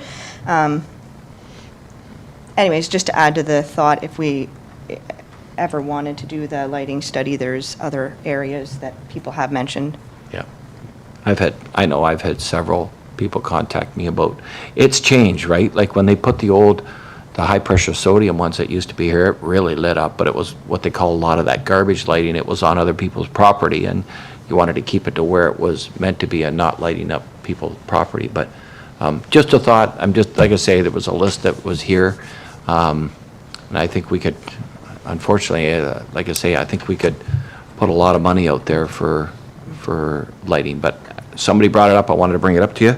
The only other thing is, I know this one kind of goes to Trevor a little bit. I think I'm kind of done with you. But anyway, sorry about that. Yeah, get out of here. Yeah. That's what you're asking me to leave. Yeah, straight to the point. I watched Trump on the news this morning. I was straight to the point. Yeah. Anyway, I know one, just with the Princeton Hall, the fireside room there, about the heat in there. I just know, like, personally for me, we rented it one time, and it takes a long time to get that fireside room up to temperature. Like, it was cold in there. So I just wondered if there's something, and not to put in this budget or nothing, but in time going down, if there's a thought of what we can do to upgrade. It doesn't have to be this year, but I'm just thinking for another year of upgrading the heat in the, I know we put air makeup in the main part of the building, but we didn't do it in that back part. Is that right, Trevor? Just baseboard heater in there. Yeah. Yep. I know, the day we were there, it was a little bit cool. Yeah, and that's when you open that door directly, you get all the cold air coming Yep. in there right away, because it's one big room, and it just Yeah. opens up into there's no wall divider. Yeah. We spent 3 hours in there, and even by the time we left, it was just about getting more comfortable enough to take our coats off. So I just look at it that if we're gonna rent that facility, I think we need to look down the road of what can we do to make the heating in there better. And I don't necessarily we have to do a full, air makeup unit or anything. I'm just wondering if there's something more, whether we can put some of those portable heaters up in the corners or something to give it a boost, or space heater, whatever, just to kind of give it a little boost. And it's like I say, it's not something we have to throw on the budget this year, but I think if we're going to rent it, we need to make it so at least Yeah. it's comfortable in there. Yeah, Okay? we can look into that. Yeah. I think that's all I have on my list. Is anything else anybody else has? Okay, so right now we're sitting at 3.96. Yes. Is council comfortable with that?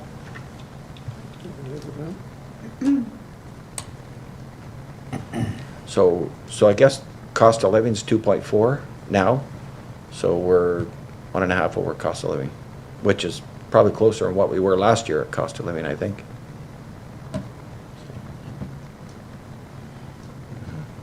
So it would actually be a 4.26, that's with Oxford County's in? Yeah. Okay. County is at 5.8 on the Yep. levy. Yep. 3.96. Overall, it'd be 4.26. I think really important to note as well that number comes alongside with, continuing on with council's commitment to properly fund the reserves. Yep. We've maintained that. We haven't taken any major shortcuts this year. Nope. So, I'm comfortable with that. Okay. Everybody's good? Bruce? I'm good. All right.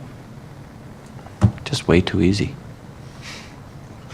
So I guess, do we give direction to you to bring a buyback law back at our next meeting, or how do you want to do that? I know you have a plan, but, A plan? yeah, schedule, sorry. Oh, yes. So the schedule, there was a couple more meetings in the schedule to discuss changes. But if council is happy with this number, then I can bring a bylaw forward next meeting, if council wishes, to set the budget. Council's thoughts? Well, I can't foresee any changes that we'll have to make before then. Mhm.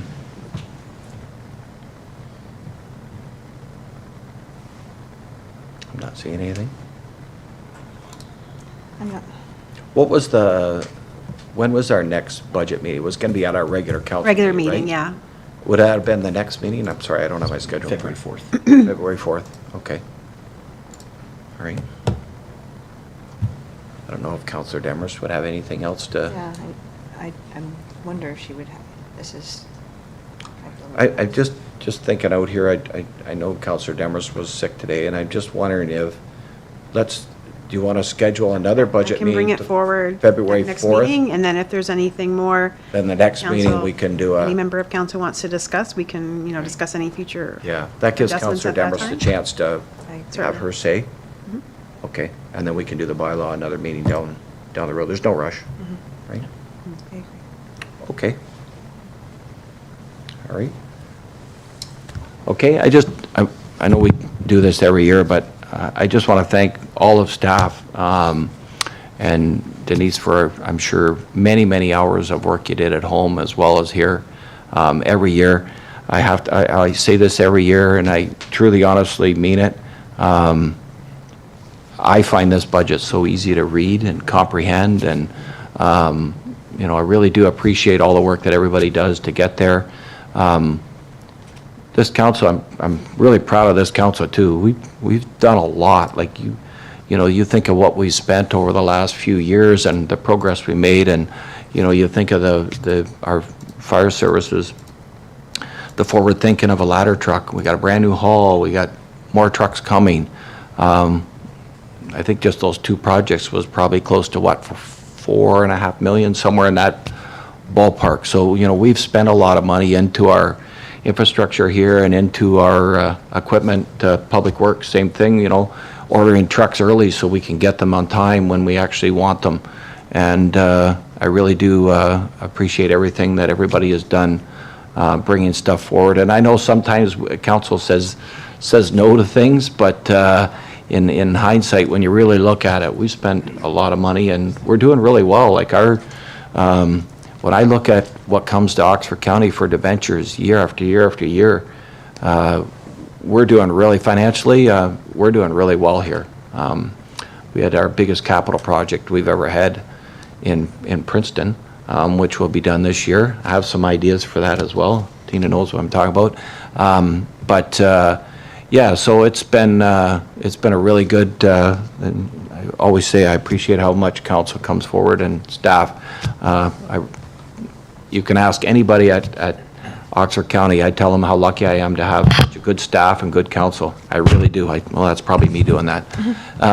I say that all the time, and I really, truly do mean that to all of you, at how great a job everybody's doing. And thank you very much for that. And anybody else has anything else to say? If not, we'll move on.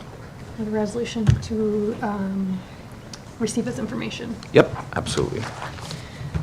Be it hereby resolved that the presentation of the draft 2026 operating and capital budget be received as information. Okay, can I get a mover and second, please? Moved by Councillor Barnes, second by Councillor Young. Any comments? All in favor? Opposed, if any, and that's carried. Okay, and any reports from council members? Go ahead. Maybe I'll just add, I was actually, maybe I shouldn't say anything because I haven't put together my notes, but Yeah. Mayor Peterson and I were at the Roma conference for the last few days, and yeah, it was just over yesterday, so I haven't had a chance to put everything together. But there was a lot of really good information that from the sessions, a lot of really good opportunities to connect with other municipal leaders that are kind of facing some of the same problems that we have. And sometimes we feel really siloed and think that these things are not affecting everyone else. And then you go to something like this and you have the same conversation about bridges and parks and cemeteries. And as I get a little more used to my role here, it becomes a really good opportunity to use this space to kind of navigate the world of municipal government and how we can be a tool in that. But I will put together maybe some stuff that of the sessions I did. I did some really good ones on the rural road safety, communication strategies. It was a really good time, so I appreciate the opportunity to do that. Yeah, same thing. I have some notes here. I was just kind of looking at, and there were some really good resources. I found some of the you know, whenever I go to Roma, I always, and Amos, I find, is more the other way, is, to me, it's rural. And to me, I'm sorry, but Woodstock isn't rural to me, right? And I know maybe that's because I'm from a small town, but I found that so many of the group sessions that you go to seem to be geared more towards a Woodstock and bigger, and not the rural, the small rural that we are. And I got frustrated at a lot of them. I remember one, you went there and it was about infrastructure in the rural, and I got there and they talked about Toronto the whole time. This was a few years ago, and I'm like, that's not rural, right? And it frustrated me. This time I got to say, most of the ones really, to me, were more about what I call rural, the small townships like we have. And it was really, some of the information was really good. Even the cemetery one, talking about, you know, everybody was talking the same thing about all these cemeteries given to them, but no money's given to them to look after. But I'm sorry, it's your issue. You're looking after it now. So that was a really good one. One that was really good, and I know I'm going to talk to Kevin about this. I've already talked to Josh a little bit, but it's the communication part. And now that we have a communication person that's doing a great job,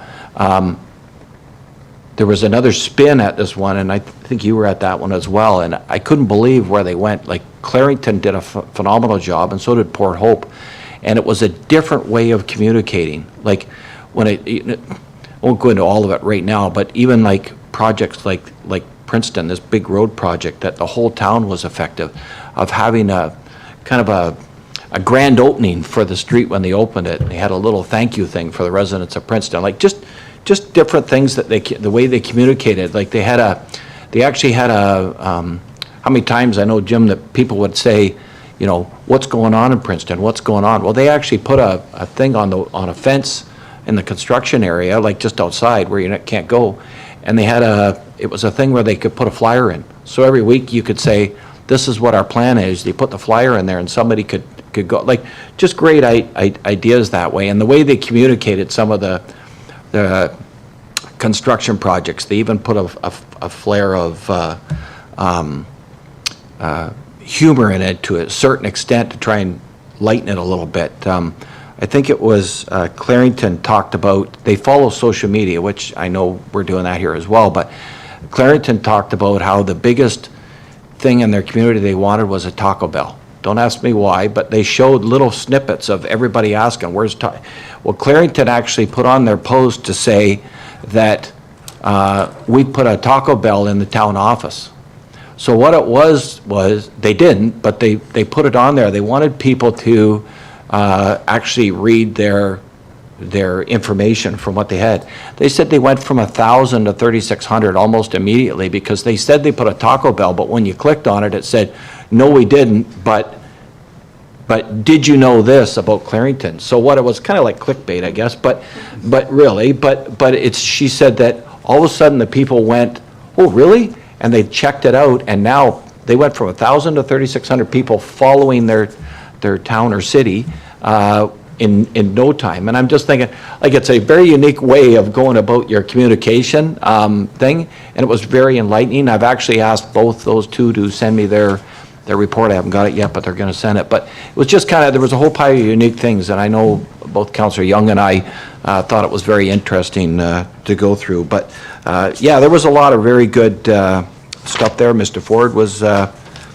his normal self when he got up to speak. I always like when he gets off his teleprompter there and he starts speaking right out. It was very interesting. I won't bring the comments up here, but it was very interesting, the comments, because it was right after the China announcement about the EV cars and stuff like that. So there were some interesting comments that come out, and I'll leave it at that. But no, it was a very good conference. I probably got more out of this conference than I have at previous ones, just because it was more related to our rural base. So anyway, I think that's it that I have. Anybody else? Nope. Okay, I've talked enough. Let's get out of here. On to bylaws. And bylaws, sorry, yep. Be it hereby resolved that the following bylaw be read a first and second time. A, bylaw 2531, 2026, being a bylaw to confirm the proceedings of council. And that's it. Okay, can I get a mover and a second, please? Moved by Councillor Banbury, second by Councillor Young. Any comments? All in favor? And opposed, if any, and that's carried. Be it hereby resolved that the following bylaw be read a third and final time, A bylaw 2531, 2026, being a bylaw to confirm the proceedings of council. Okay, can I get a mover and second for that? All in favor? Opposed to, Who's the mover and seconder? sorry. I'm ready to get out of here. Moved by Councillor Barnes, second by Councillor Young. All in favor? And opposed, if any? There we go. Okay.